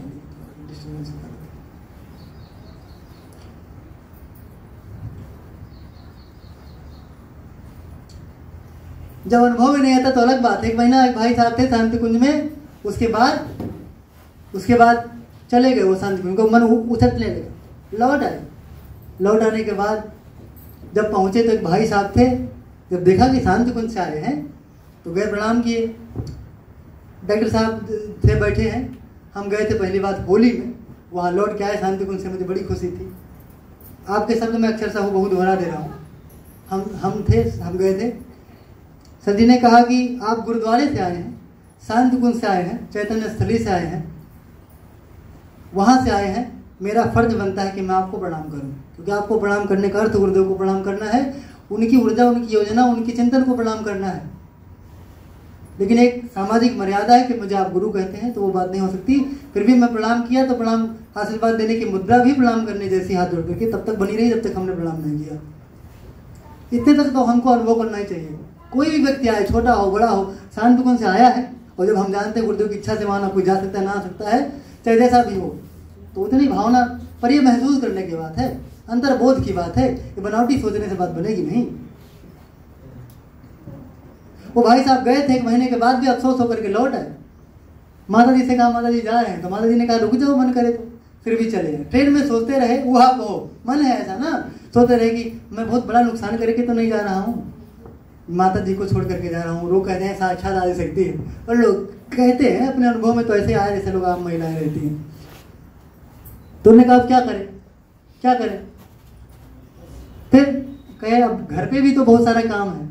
तब तक वो सोचते तब तक ट्रेन घर पहुंचा दी उनको, रात भर सो नहीं पाए बेचारे। वहाँ एक भाई साहब आए, मिले, जैसे उतरे हो, कहा आप आए शांति कुंज से, पानी वानी पिया, कहा गुरुदेव के बारे में कुछ बताइए, सुना हो भगवान। तो उन्होंने कहा आप बताइए, आप तो जानते होंगे। कहा आप लौट के वहाँ जा रहे कि नहीं, मैं जानता हूँ। आप कोई शांति कुंज का आदमी आया हमसे पूछे गुरुदेव के बारे में बताओ, तो हम चाहे जो रियासत हासिल कर ली, हम तो यह मालूम ना कि वो शांति कुंज वाला हुआ, वो तो ढेर जाने तुम्हें। हाँ बताओ। तो उन्होंने कहा नहीं आप बताइए। तो बहुत जिद हुआ, तो कहा ठीक है बता रहा हूँ, मैं नहीं बताऊंगा, मुझे बहुत अनुभव नहीं, पिताजी जो बताते थे वही बता दूँ। क्या मेरे पिताजी के ज़माने में एक आदमी एक गुरु जी से दीक्षा लिए थे, तो उनके गुरु जी उनके पास सपने में आए, नहीं पिताजी उनके पितर बन के सपने में आए, नहीं एक व्यक्ति की आत्मा पे, नहीं सॉरी भूल गया, एक जगह वो गए थे तंत्र वालों को दिखाने, तो उसके शरीर में जो है वो आत्मा आ गई उनके पिताजी की, और उन्होंने कहा मैं मुक्त नहीं हो पा रहा हूँ, मेरे मुक्ति का बंदोबस्त करो। तो उन्होंने कहा कुछ दान पुण्य कर लो तो ठीक है, तो हम मुक्त हो जाए, क्योंकि वो जो है सर्प की ओर में चले गए, सर्प की ओर में। कहा मैं सर्प बन गया, तो कहा हमने दान किया सर्प से मन ही बन जाओ, कहा हो सके तो क्या करें।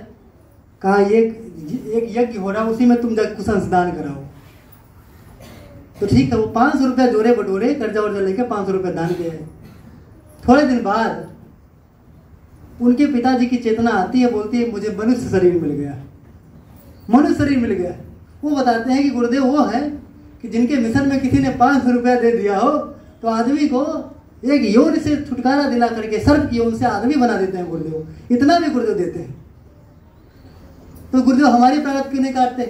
हो सकता है हम आपको अंतिम शिखर पर पहुंचाना चाहते हो, तो महावीर को अंतिम चरण में वो बात लेनी पड़ती है, कष्ट लेना पड़ता है। एक प्रारब्ध बाकी था, वो पीड़ा दे करके तो उनको मुक्त करा देते हैं। हो सकता है हमको जीवन मरण की से छुट्टी दिलाना चाहते हो, ये झेल के छुट्टी दिला लें। बाकी गुरुदेव के यहाँ अन्याय कैसे लिखा हो सकता है?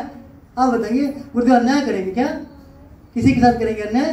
गुरुदेव नहीं करेंगे अन्याय। हमारे लिए वही उपयोगी होगा, वही कटेगा तब हमारी बात बनेगी। उन्होंने कहा कि अलग नहीं कि कहीं और यज्ञ हो रहा है, 500 रुपया देंगे कोई मुक्त करा देगा ना, और 500 रुपया देने से कोई मुक्त हो जाएगा? अरे कुछ तो कहो। गुरुदेव ने जिंदगी भर यही रखा है, श्रेय नहीं लिया है, श्रेय दिया है लोगों को। हमने 500 दिया, वो मुक्त हो गए। अरे तोरे 500 दे के वो मुक्त हो ही जाए, करते गुरुदेव है, श्रेय दूसरों को दे देते हैं। ये गुरुदेव के अंदर वृत्ति थी। आप बताइए, ऐसे गुरुदेव के चरण में हम लोग बैठते हैं।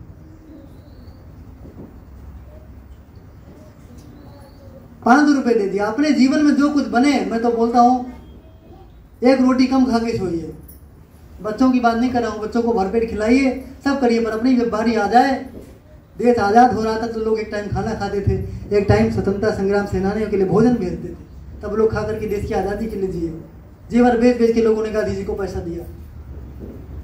आप कल्पना करके देखिए, मिशन के लिए एक माँ, एक जो है पति मर गया, दीदी का पति मर गया, साल भर बीता, गुरुदेव को चिट्ठी लिखी, गुरुदेव पढ़ते पढ़ते रोने लगे। डॉक्टर साहब ने प्रणव जी ने चिट्ठी पढ़ा, कहा मैं पढ़ते पढ़ते रोने लगा, पढ़ा मैं खुद, उसके बाद गुरुदेव को दिखाया, तो गुरुदेव कहते पढ़ के सुनाओ, पढ़ते पढ़ते मैं रोने लगा। माता जी ने क्या लिखा, मेरा पति एक्सपायर हो गया साल भर पहले, मुझे सब्जी बेच के गुजारा करना पड़ा, हम पूरा परिवार मिल करके एक टाइम खाना खा करके गुरुदेव एक टाइम का पैसा बचा के दे रहे हैं। 2700 रुपये पैसे थे वो पूरे साल का, ऐसे पैसे से मिशन खड़ा हुआ है। गुरुदेव उसके लिए कुछ नहीं किए होंगे।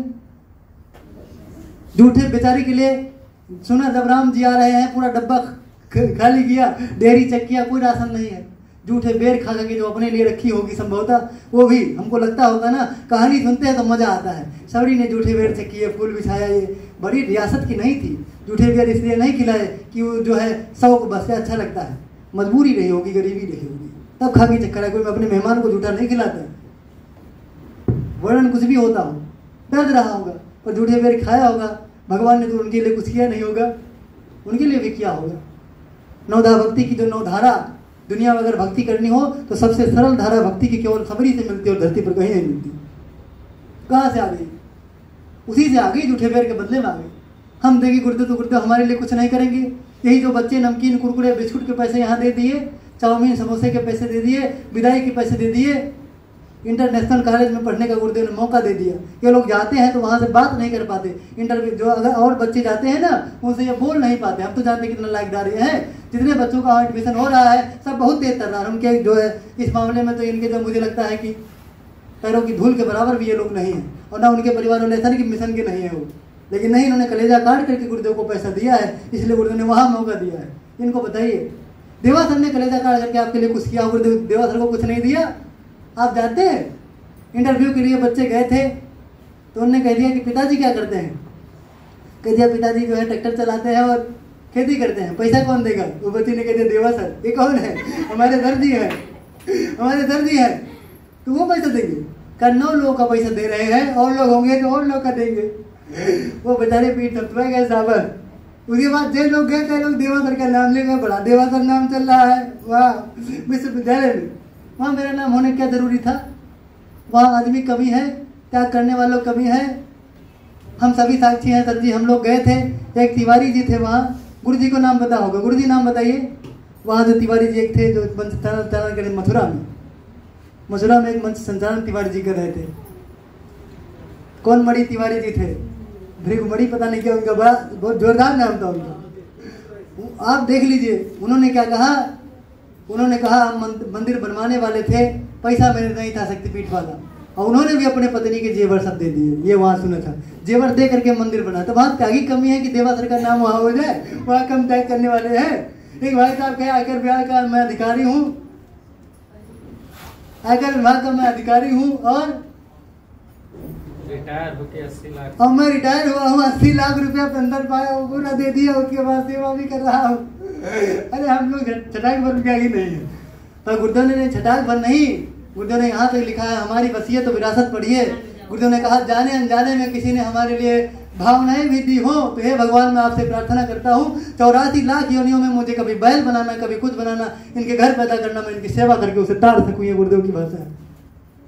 आपके लिए वो कुछ भी किया हो सब देते हैं वो, अब हम आप पीछे रह जाए, क्यों पीछे रह जाए? आज तक इन्हीं बच्चों को लेकर के इनका नमकीन कुरकुरे बिस्कुट का बंद करवा करके मिशन इतना हो गया, आप देखेंगे तो आंखें खड़ी हो जाएगी। 1 साल का खर्चा 10 लाख से कम का नहीं है यहाँ का, पूरा क्षेत्र का काम कारोबार मिला करके कम खर्चा नहीं है। एक दिन का हिसाब लिए 1000 रुपया पर डे खर्चा हो जाता है, पर हमने किसी का भी कुछ कहा नहीं, सिर्फ बच्चे के बलबूते काम चलता है। बड़े लोग खड़े हो जाए तो ये विशाला बच्ची रह जाएगी। एक आदमी पे 1000 भी नहीं लगने वाला है, एक आदमी 1000 भी दे दे, उतना भी नहीं लगे, 1000 नहीं लगता है। और कभी मत पैसा दीजिए इकट्ठा करके। आज ही कसम खा लीजिए कि सितंबर मास तक बचेगा। हम अगर रोटी खाते होंगे तो गुर्दों के लिए निकालेंगे, कुछ नहीं करेंगे, कोई मुट्ठी चावल गुर्दों के लिए निकाल देंगे, ज़्यादा नहीं करेंगे, 5 रुपया पर डे निकाल देंगे, जो बचेगा वही दे देंगे। कौन ज़्यादा मांगता है? ज़्यादा देने वाले तो लोग बोल दिए। दिन इंजीनियर साहब के पास लेकर के जा रहा हूँ जो है वो बनवाने के लिए, उन्होंने तो खुद कहा है मैं केवल रूपरेखा बना के नहीं दूंगा, बजट भी दूंगा। आपके सामने की बात है, मिलावटी बोल रहा हूँ तो पैसा जहाँ मन कहेगा वहाँ से आएगा।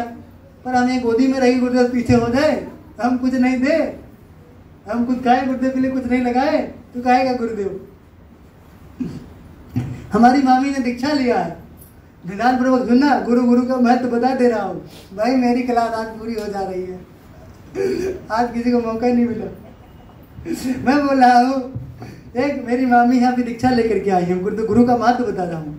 सामान्य कथा करने वाले, झाड़ फूक करने वाले, भागवत सुनाने वाले भगवान जाने क्या करते हैं। उन्होंने कहा दीक्षा ले लो, तो दीक्षा कैसे लिया जाता है उन्होंने बुलाई। अब पता लगा इकट्ठा घर पे पहले खाने पीने की व्यवस्था, 10-5 महीने की भंडारे की व्यवस्था किया। दीक्षा देने की बारी आई तो वही कान में फूकने वाला, कान में ऐसे उड़ा करके फूकने वाला उन्होंने दीक्षा दिया। मम्मी भी गई थी, कहीं भगवान दीक्षा दे दिया। उसके बाद उन्होंने कान में क्या कहा, मंत्र कहा, सब कहा। उन्होंने कहा कि आज के बाद तू क्यों क्या खाओ ना, पहला सूत्र दिया। अब तुम्हें क्यों क्या नहीं खाए, अब पहली बात तुम्हें क्यों क्या खाए ही नहीं, पहला शर्त लगाया उन्होंने। अब तुम्हें अपन बनावा खाओ या घर के पवित्र भोजन करो, तू का मेरे खाना नहीं खाए। बीचे बीचे में कहो गुरु के लिए भी याद रखा करो, अब ध्यान रखो याद रखो। मैं पूरी बात नहीं कह रहा था। उन्होंने कहा यह सब काम करना है। और उसके बाद में और दक्षिणा की बारी आई तो थोड़ा सा आटा और चावल छुई के दी उन्हें। दोनों ने क्या कहा, आप गुरु को छुई के ना दियो, गुरु का छुई के ना ही दे जात। अब तो जौन बनाओ वही मसला ही दिया क्यों, अब छुई के देवो तो गुरु छुई के ना ही खाए। अब समझो कितना बड़ा मतलब तो कह रहे वही गली नहीं दीदी इतना निकाल के दिया लगे ये क्या दे तू गुरु ये में दे इतना दई जाते तो बोरा भर के राशन तीन कहीं नहीं गुरु इकल लेके जाती हो।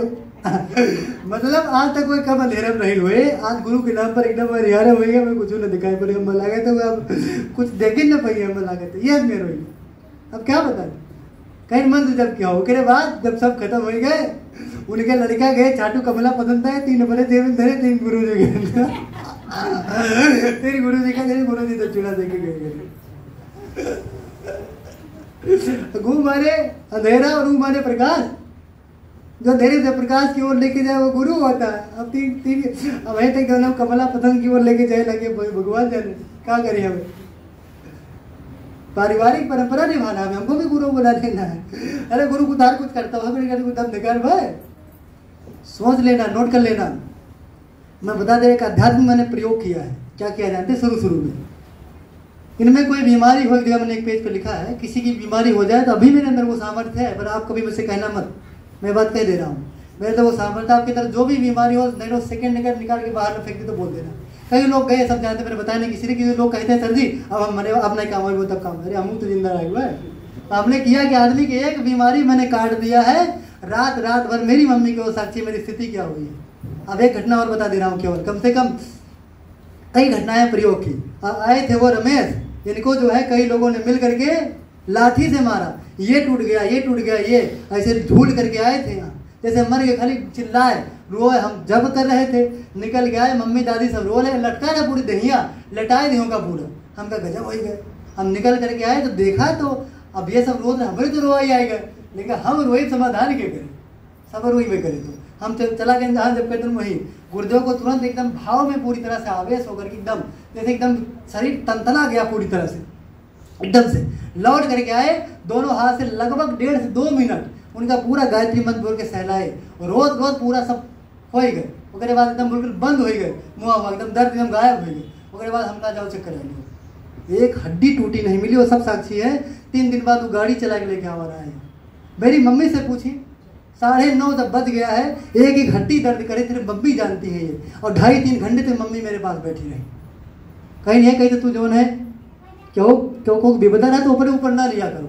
तो हम सब तो सुन ली गए, हम कहा मम्मी वो मर जात और हम खाली जल के रह गए, हम 1 रात बाद 2 रात बाद वो मर गए हो, तब और हुआ अपने सिर से आए रहा अपने निया, और हमारे ऊपर छोड़ो, गुर्दे ऊपर भरोसा कर चला जाता, वो तो चले जाते, वो तो स्थिति ही में रह रही, वो तो हमारे तो इतना चल। ये एक दिन की घटना नहीं है, लोग कोई नहीं जानते। मेरी तो विपदा खड़ी होती है 6:30 बजे के बाद मैं परेशान होता हूँ, जब भी कोई दिक्कत आती है। ये गुरुदेव कृपा, आपको जानता नहीं इस बात को, मैं बोल दे रहा हूँ। तो कम छटपटा करके ये मिशन नहीं खड़ा, लोगों को तो सस्ता लगता होगा कि सर जी यहाँ तक पहुँच गए, यहाँ तक में कोई कर्म बाकी नहीं है। मुस्कान के यहाँ, मुस्कान के पिताजी अभी फ़ोन किए, भड़क गए, 2 साल मुस्कान का हमने बर्बाद कर दिया, लांछन लगाने वाली बात है। और 3 साल बच्चे का भी बर्बाद कर देंगे, वहाँ जा रही है, एकदम इनके ऊपर भड़के हैं। वो फ़ोन किया हमके, उसके बाद हम कह रहे हैं वहाँ जाए। अब हम कहते हैं कि इनके अभिभावक कह रहे हैं कि जो है ये वो हमारे ऊपर आरोप लगा रहे, तो कहते न जाए पढ़ने के लिए। अंतिम में कह दिया उनकी इच्छा है जहाँ करवाए, पर यह एक आरोप, सबके घर का मैंने आरोप 2-4 10 सहा ही है, फिर भी इनको यहाँ सहज करके रखा है। एक दिन बचा नहीं है कि जो लोग हमको आरोप उतारने न दिए हो, उसके बाद इनको मैंने कभी भगा दिया हो। यही सब लोग सुरक्षित हैं। मैं ये सब बता इसलिए रहा हूँ, गुरुदेव के लिए हम सब सह रहे हैं। इसमें से किसी का चेहरा देख करके हम कुछ सह नहीं रहे, मात्र गुरुदेव के लिए सह रहे हैं।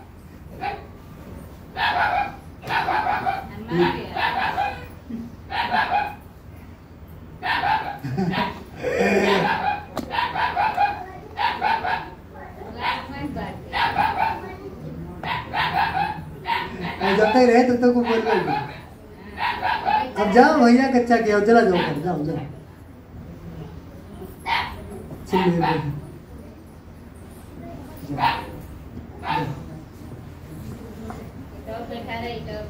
गए, चला ये कह रहे थे ये बोल रहे थे कि हम आए कसौटी पे। अभी भी आप देख रहे हैं, अभी मैं शांति कुंज गया, एग्जाम लखनऊ दिला के लाया हूँ। स्कूल खुलना है, अभी चलाना है यही स्कूल, रोजी रोटी बंद करके बैठा हूँ। और इनको एडमिशन करा लाया हूँ, और पता लगा 14 तारीख को रिजल्ट आएगा, 18 को उनको एडमिशन कराने जाना है। इनके पिताजी की उपजई हैं, वो रिसिया बना इनके ऊपर, हम जाग पड़े। हम हैं कसौटी पे, सब तैयार है। बात इसलिए कि गुरुदेव अपने यदि भगवान है तो हम उनके लिए इतना भी नहीं सह सकते जब तक अपना दम साथ दे। तो अपनी ओर से जो हम कर पाते हो, अंशदान दे सकते हो, राशन दे सकते हो, पैसा दे सकते हो, दीपक करा सकते हो, 1 घंटा समय दान सकती है, श्रमदान करते हो, उसमें कोई कटौती न करें। परिवार में थोड़ा बहुत 19-20 कर लें। और ये मत सोचना कि परिवार वालों के लिए हम 100% लगे रहेंगे, सब तरक्की ही होता रहेगा। कितने बार लोगों ने उम्र भर केवल बच्चों की पढ़ाई में ही पूरा ध्यान दिया है, तो भी कोई गारंटी नहीं रही वो नौकरी पा ही गया। और कुछ कटौती कर देंगे तब भी कुछ जाएगा नहीं। बदलते यह है कि हमारे दृष्टिकोण देखने का, मूल्यांकन करने का अगर ऐसा है कि हमको यही मिला होगा तब जान लो गुरु जी हमें कुछ दिए, तो एक अलग बात है। आदमी ठान के बैठा है कि हमारा 2 तल्ला मकान कहना नहीं बना, तो वह भर है, हमारे कौन बन गया बन तो अलग बात। हम सब मिल करके मिशन को आगे बढ़ाएं। और पीडीसी में 4 पीडीसी ना हो कि हमको ये तुलवा की डबल करा देना पड़े, इतना हम लोग प्रयास करें। कौन कौन लोग करेंगे? इतना तो करिए, गुरुदेव के नाम पे करिए। सब लोग प्रयास करके 5-5 लोग को लाने करिए। क्या है भाई, नीचे करिए, पुराने लोग ही आ जाएंगे तो बढ़ जाएगा। और जानते हैं आप साधक हैं, आप बिना कहे चले आते हैं, और लोगों को कहना पड़ेगा, उन्हें डेली न्योता चाहिए। जय दिन उनके अंदर मिशन जम जाए ना, वह दिन वो बुलाए नहीं है। वह हाल हुए कि मम्मी कहीं जो है गुरु जी सुभागवन, हाँ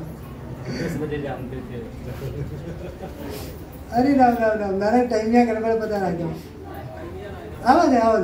अच्छा वही नहीं तो बैठा जा, बयान लगा था नहीं है बैठा, आओ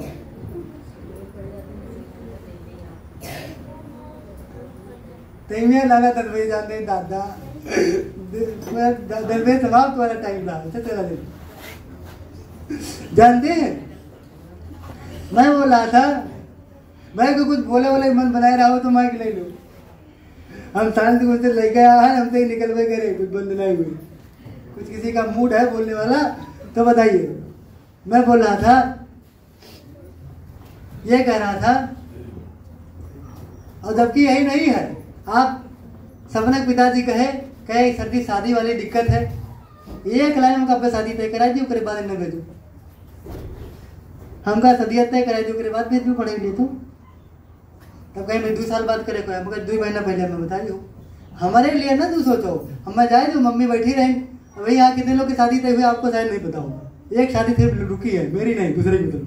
बस मैं बता रहा हूँ, यहाँ आए सर जी शादी नहीं तय हुआ पर इसी में लोग बैठे हैं। माधुरी यही रोए लगी, सर जी हम कहा तुम्हें कहा हुई कहीं शादी नहीं थी, और हम तुम्हारी शादी करेंगे इतना जल्दी चटपटानी हो कहीं नहीं मनीषा का हमें कई दिन में हो जाए, कहीं जल्दी हम 1 महीना में हो जाए तो ठीक रहे, कहीं ठीक है हम कब जाओ तू घर हो ही कब। अब गुरुदेव है ना, गुरुदेव सो थोड़े, अब पूछे ये बिटिया बेटी जी शादी तय वो पूछे मैंने हो ही हो गई शादी तय हो गई। हमारे कहीं तो मम्मी कहीं तो शादी नहीं हो पाए, हम कहीं गुरुजी हम कहे मम्मी जब गुरुजी कहे होत हुए इन बिटिया तक हो जाए तो ठीक है, हमको कोई बात कुछ बोली ना, हम कहीं कितना दिन में हो जाए, कहीं जल्दी हम 1 हफ्ते में हो जाए तो ठीक है, कहीं ठीक है। वो हरिया वाले उल्टी करे लगे, हरिया आएगा कि जब तक नहीं करे तब तक करके चेहरे पूरा तय करवा ले और तय हमें करवाए गुरु जी जो कहा वही मेरे शादी हुए। जब तू शर्त रखो बिन दहेज के दिन में शादी करो, कुछ शर्त वही मान गए, कुछ बात करवा नहीं है। जहाँ बैठे कुछ रुक जाएगा आपका, किसी को नहीं रुक जाएगा। इतनी कसौटियाँ करने के बाद भी लोग तैयार नहीं होते। बाकी अब देखो कितने लोग अभी निकलेंगे तीर्थ करने के लिए जाएंगे और हर जहाँ पर एक बार प्रणाम कर लिया 550 रुपये दक्षिणा दे करके मुड़वाए सर। हर स्थिति यही होगी, पर यही आ जाने के बाद हर स्थिति बदल जाती है आदमी की, मना स्थिति बदल जाती है, परिस्थिति बदल जाती है, पर वो बातें हमको समझ में नहीं आती। तो सीधे परम पूज्य गुरुदेव सीधे हमसे जुड़े हुए हैं। आप बताइए उनको, आप देखिए महसूस करिए, जर्रे जर्रे में महसूस करिए, यहाँ हर व्यक्ति में महसूस करिए, यहाँ आवाज करिए। आप आंखें खोलिए तो आपको सामने ट्रेन में बैठा दिखाई देगा, तो देखेंगे तो दिखाई देगा। अब एक चीज और बता दे रहा हूँ, एक बहुत बता दे रहा हूँ। मैं बहुत डिप्रेशन में था, शांति कुंज में था, कुछ विपदाएं लेकर के, तो मैं आधा लखनऊ में उतरने वाला था, मैं घर तक नहीं जा पाऊंगा, मुझे बड़ी दिक्कत थी। वहीं रुकता, शक्तिपीठ भी जाता, कुछ काम करता, फिर आता, एकदम ओवर डिप्रेशन। पहली रात पूरे साल 1.5 साल में हो गई, मैं पूरी रात ट्रेन में नहीं सोया हूँ, आज तक घटना घटी नहीं। और पूरा लेटा हूँ तो भी नहीं, एक भी घड़ी के लिए नींद नहीं आई हूँ, बड़ी आंखों से आंसू गिरते रहे। दिक्कत तो हमको थी, मैं बता नहीं पाऊंगा। उसके बाद आया तो ट्रेन आ रहा था, देखा एक व्यक्ति वही ऐसे मुड़िया गिरा, गर्दनों चढ़ गया, ट्रेनवा कट गया, वो हम देख लिया घंटा भर, गर्दन कट गई। वो ट्रेन आ रही दूसरी वाली उसी पटरी रुक गई, यार देखे और कपड़ा वपड़ा कुल उतरा रहा है, वो ट्रेनवा रुक गए वहीं। मुड़ा एकदम बिल्कुल चकरा रहे, एकदम नाचा करे, एकदम बिल्कुल हाइपर हो गए। हम क्या करें, अब हम क्या उतर जाएंगे। हमने इनके मैसेज, इनके मोबाइल में मैसेज कर दिया कि मैं यहीं उतर जा रहा हूँ, किसी बताना मत, मैं आऊँगा 2-3 घंटे बाद, शाम तक आऊँगा घर पे। बहुत मैं कहीं लेट जाऊँ जा फिर के, ट्रेन में मुझे बर्दाश्त। आपको मैं ईमानदारी पूर्वक अब बताई दे रहा हूँ। एक आदमी आया, उसे चढ़ा, उतर रहा था, मेरा तुरंत मन बदल गया, आगे बगल में बैठ गया, है ना। उसके बाद में मैं उस ट्रेन चलने वाली थी, उतर रहा था, मैं फिर लौट आया। उसकी आवाज़ इतनी सक्रिय हो गई कि मुझे पूरा एकदम बिल्कुल हमारा मन एकदम ठंडा हो गया। हमने कहा गजब हो गया, जाने का मन नहीं कर रहा है, हमने माफी मिल, अब नहीं जाएंगे, अब जा। इनके सबके पास बैठ गए, ये लोग गीत गा रहे थे प्रज्ञा के, ट्रेन में चल रहा था, गुरुदेव का भाव पूरा बन गया।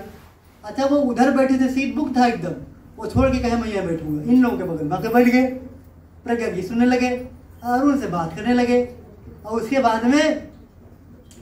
बाद में जो बातें की हैं, अगर आपने नोट किया हो, मैं ये बताऊंगा तो अभी देखेंगे, सब 1 to 1 गुरुदेव की बात करते हैं। गुरुदेव के सिवा कोई व्यक्ति ऐसी बात कर ही नहीं सकता, सिर्फ वही कह सकते हैं, उन्हीं के अंदर ये बात हो सकती है। और साधना, उसके बाद ये हमने इनसे सिर्फ साधा किया था, पूर्णिमा से ये बैठी थी तो हमने गुरुदेव का चरण निकाला, हमने कहा ये पाँव पहचानती हो, इनसे कहा लिख करके दिया, और हमने कहा ये पाँव पहचानती हो, तो ये देखती रह गई, इनका पाँव दोनों एक तरह है। फिर गुरुदेव की फोटो निकाला, एक फोटो आँख, हमने कहा ये आँख पहचानती हो, कहा हमको इनका आँख देख लीजिए। और जब इनको दिया तब वो चश्मा उतार के जेब में रख लिए, आँख इनकी तरफ करके देखे थे, इन्होंने पूरी आँख देखी, उतने देर तक कभी इनको देखा ही नहीं था। आज 6 घंटे बैठे थे, इनकी ओर पूरा आ गया, हम ये चिंती पहचानती हो। वो हर दिन आते हैं, ट्रेन में आते हैं, हमको विपदा आए तो एक भी क्षण के लिए मेरा मन डिप्रेशन में नहीं गया, और पूरे ट्रेन यात्रा करते रहे। उसके बाद जब चले गए ये लोग तो आगे चले गए, मैं उनको बहुत देर तक निहारता रहा। उसके बाद मेरा मन था कहते कि अब जाए बूढ़ी मन को ढूंढ लें, पूरा दर्शन मन है कहीं। 3 घंटे यात्रा की लखनऊ से लेकर के यहाँ तक, जहाँ से हम उतरने वाले थे, उतरने नहीं दिया, नहीं उतर गए होते। आप विपदा में आएंगे तो गुरुदेव आएंगे, पर आप देख पाएंगे तो ना, उनके यहाँ किसी ने देखे वो बता दे हमको साधक की आँख नहीं रही होगी, साधक का तो पहचानते हो, चलो गुरुदेव चलो छोड़ दो। आप कल्पना करके देखो, जब ये पूछ रहे हैं, आप देखो इनसे पूछा कोई बात, उसके बाद हमको देख रहे हैं। आपने तो विवेकानंद को पूरा पढ़ा ही है, उनको कैसे पता हमने पढ़ा है, और हमने अभी किताब खत्म करी उनकी पढ़ करके, और हमसे कह रहे हैं आपने तो विवेकानंद को पूरा पढ़ा ही है। आपके जागने के बाद उनसे पूछते हैं आपने तो विवेकानंद को पूरा पढ़ा ही है, वो कैसे पता मुझे पढ़ा है, और अभी मैंने पूरी किताब खत्म की है, पूरा उनका वीडियो देख के ही खत्म किया है, उनको कैसे पता कि मैंने पढ़ा है पूरा। वो क्या कह रहे हैं, अब उनको पता कैसे पता कि मैं लेखनी चलाता हूँ।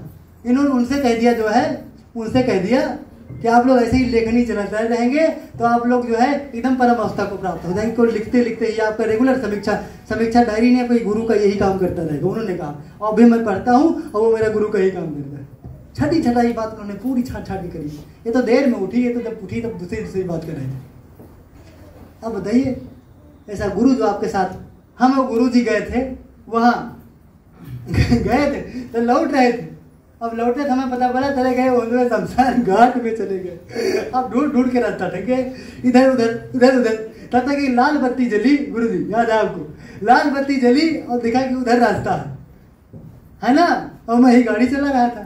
अच्छा, मैं रूट पे पहुंच गया। थोड़ी देर बाद जब पहुंच गया तब देखा तो आगे पीछे वो आदमी हमको दिखा नहीं। गुरु जी हमको दिखा नहीं, और उसमें हम लोग रास्ता नहीं पाते, वो भी लिख ही था जहाँ हम लोग पहुंच गए।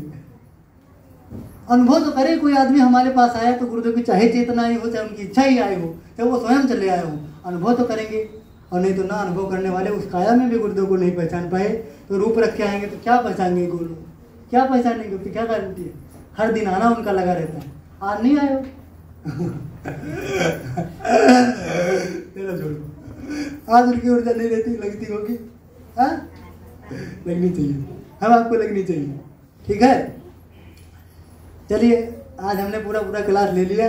2 घंटे पूरा बोला हूँ, 8:05 से बोलना शुरू किया हूँ, पूरा 2 घंटा हो गया। हम क्या करें, अपने अंदर की कमियों को छोड़ने की पूरी, लवड़ सवड़ खाए नहीं, लवड़ सवड़ पहने नहीं, लवड़ सवड़ आदमी मिले ही नहीं, है ना, फर्जी बोले नहीं। ठीक है, दूसरी चीजें कोई किसी को ये जाहिर ना हो कि किसी के हाथ का नहीं खाते, ये सब फर्जी की बात है। किसी के हाथ का भी खा लीजिए, ज़्यादा पर खाओ, कोई दिक्कत नहीं। ठीक है, आंखों का संयम करें, प्रायः मोबाइल को हम लोग बंद कर दें, कम चलाएं, सब में देवी देखने की कोशिश करें। ये दिन आए तो आप में सब में मौका मिले कि क्या करें सर जी कि इनको हम देवता देखें। ऐसी कोई व्यवस्था बनाइए कि हम इनमें देवता देखने वाला का एक्टिविटी करें। और हम लोगों के मन में आता है तो कभी कभी हम सब का पाँव धुल करके इनकी आरती करते हैं। देवी पता नहीं कब देखेंगे, प्रणाम करते हैं तो भावना तो पवित्र हो जाती है। कुछ एक्टिविटी घर से लेके यहाँ तक करते हैं। राम सागर भैया यहाँ आए थे, उसके बाद गए तो आज तक सवेरे वो 3:30 बजे जाग जाते हैं, उठ करके आरती करने के तुरंत बाद अपनी बेटियों का पाँव धुलते हैं, उनको प्रणाम करते हैं, आरती डेली करते हैं अपने घर पे। कुछ है हो गया, इसीलिए उनकी और अपनी बेटियों को अपने बहनों से ही शुरू होता है समाज में, तब सब लोग अच्छे लगने लगते हैं हमको। गायत्री मंत्र की उपासना कभी ना कम करो। सुनना, 50 महिलाओं को हम शांति कुंज ले जाने वाले हैं। सोचना कितने महिलाओं को, यहाँ से महिलाएं जाएं और वहां से माता जी लौट करके आए, हम तो यही जानते हैं, तब अच्छा रहेगा। कुछ सीख करके आए और सोचे हम महिलाएं नहीं रह गई, इनके अंदर देवी पैदा हो गई, अब ये देश के लिए जिएंगी। 50 लोगों को हम लेकर के जाएंगे। ठीक है, सितंबर महीने में शर्तें सुन लीजिए, किनको ले जाएंगे। आज से लेकर के तब तक जो डेली कम से कम 5 माला गायत्री मंत्र का जप करता रहेगा उसको ले जाएंगे। क्योंकि वहाँ गुरु जी हमसे पूछे कौन लोग, सर जी वहाँ पूछे कौन लोग आएंगे हमसे, तो हम कई कार्यकर्ता लोग आएंगे जो क्षेत्रों में काम करते हैं। क्योंकि हम हल्की बात बताते हैं तो इसे क्लास भी लेते हैं, छठा लोग देते नहीं है, ट्रायल दे देते हैं, तो हमने कह दिया कार्यकर्ता लोग आएंगे। तो कार्यकर्ता लोग 5 माला भी गायत्री मंत्र का जप नहीं करते, कार्यकर्ता क्या करते।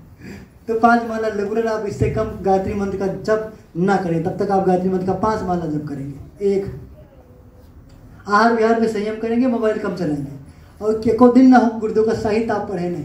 तो इनमें से कम 45 लोगों को दीप यज्ञ आना चाहिए। आधे मंत्र आप जानते हैं, आधे अड़ोसी पड़ोसी से या हमसे बताइए, आगे हम सिखा देंगे। पता लगे कार्यकर्ता हो जाए, पहले पूछे खड़े हो जाइए, गायत्री मंत्र सुनाइए, गुरु वंदना सुनाइए। आपको यही नहीं आएगा तो आगे वो कल समझ नहीं लेंगे, कुछ बताइए नहीं गुरु। तो कम से कम दीप यज्ञ का मंत्र सबको आना चाहिए। दूसरा, ठीक है, गायत्री मंत्र जो है दीप यज्ञ सबको आना चाहिए। तीसरी बात, एक आदमी इसमें ये ना हो कि जो गंगा नहाए वाले हो, गंगा नहाए वाले का हम नहीं लेके जाना चाहिए। सिर्फ शांति कुंज जिसको जाना होगा वही हमारे पास जाएगा। दूसरी बात ये, आप किसी को अपने मर्जी से मत तैयार करिएगा, हमसे पहले बताइएगा इनको हम तैयार कर लें, तब हम आपको बताएंगे तैयार करिए ना करिए, क्योंकि वो आपका जीव कच्चा कर दे। जैसे वहाँ शांति कुंज के गेट पर देंगे, पहले कहीं गंगा कम नहा, वह नलत कम नहीं है, वह नहीं है, तो वहीं और पहले दिन की गोष्ठी में आपको बताया जाएगा इसके नीचे गंगा जी बह रही है। चाहे आप पियेंगे तो गंगा जल पिएंगे और नहाएंगे तो सब गंगा जी ही है। वो बताया जाएगा, वो कहानी नहीं, सब बताया जाएगा। और ये भी बताया जाएगा इसके परिसर में रहेंगे तो पूरा पूरा लाभ मिलेगा।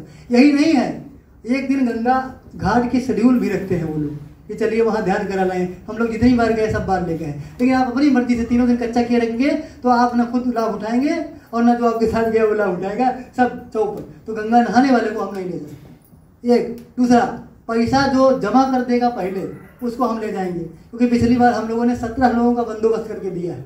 सिर्फ इसी झोल झाल में को लोग जाएंगे नहीं, और जो नहीं तैयार हो गए तो उनके लिए हम क्या करें। तो इसीलिए प्रयास करिए, देना बुरा नहीं है, पर फिर पैसा जमा कर दिए। जिसके पास नहीं है उसका हम दे के ले चलेंगे, पर नहीं है तो कोई दिक्कत नहीं। 50 नहीं होगा तो इतने छोटे नहीं है, 10 लाख रुपया खर्चा होगा, इसमें कुछ खर्चा होता है तो आपके पीछे भी कुछ लगना ही चाहिए, ये भी मिशन का काम है, ठीक है। तो उसके लिए दिक्कत नहीं है, पर यह है कि उसमें कोई चालाकी मत करिएगा। हम 1100 रखे भी हैं, उसके बाद हम फ्री में चाहते हैं, लाभ आपको नहीं मिलेगा तो बेवजह बेकार रहेगा वो। हम प्रयास करिए।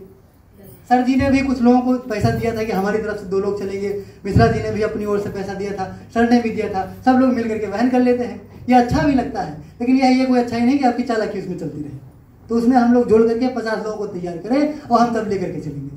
तो ये छोटी छोटी कंडीशन है कि हम, पहला ये कि हम सुधरते रहें, डेली जप करते रहें, स्वाध्याय करते रहें, दीप एक हमको आता रहे और पैसा पेमेंट हम लोग किए रहें। कितना लगेगा, कितना लगे चाहे तो 1500 रुपये आपको देना है, भले हमको आपको बाद में वापस करना पड़े, इसलिए देना रहेगा। आप लोग दिए रहेंगे तो हमारे पास प्लस रहेगा।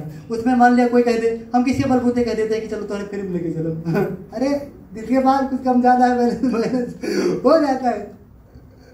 और क्या बता दे, जब आप लौट करके आएंगे तब आप खुद कबूल करेंगे, अगर हम 20,000 भी खर्चा करते तो इतनी बढ़िया यात्रा हम नहीं कर सकते थे, चाहे जितनी बार हरिद्वार जाए ये बात हो नहीं सकती थी, इतना बढ़िया। तो इसके लिए हम महिलाओं की टीम तैयार करेंगे। दूसरा, 200 कन्याओं का रजिस्ट्रेशन शुरू करते हैं। हमारे यहाँ की 200 कन्याएं का 151 कुंडी यज्ञ में जाएं और परशुरामपुर ही पूरा दिखना चाहिए, हर कुंड में यहाँ की बेटियां दिखाएं। इसलिए नहीं कि वो लोग कर रहे हैं, हम उनसे कोई दिक्कत है, हम गुरुदेव के नाते काम कर रहे हैं। और वहाँ परशुरामपुर ब्लॉक के लोग, नाटक मंच भी हम लोगों का ही लगाया गया है।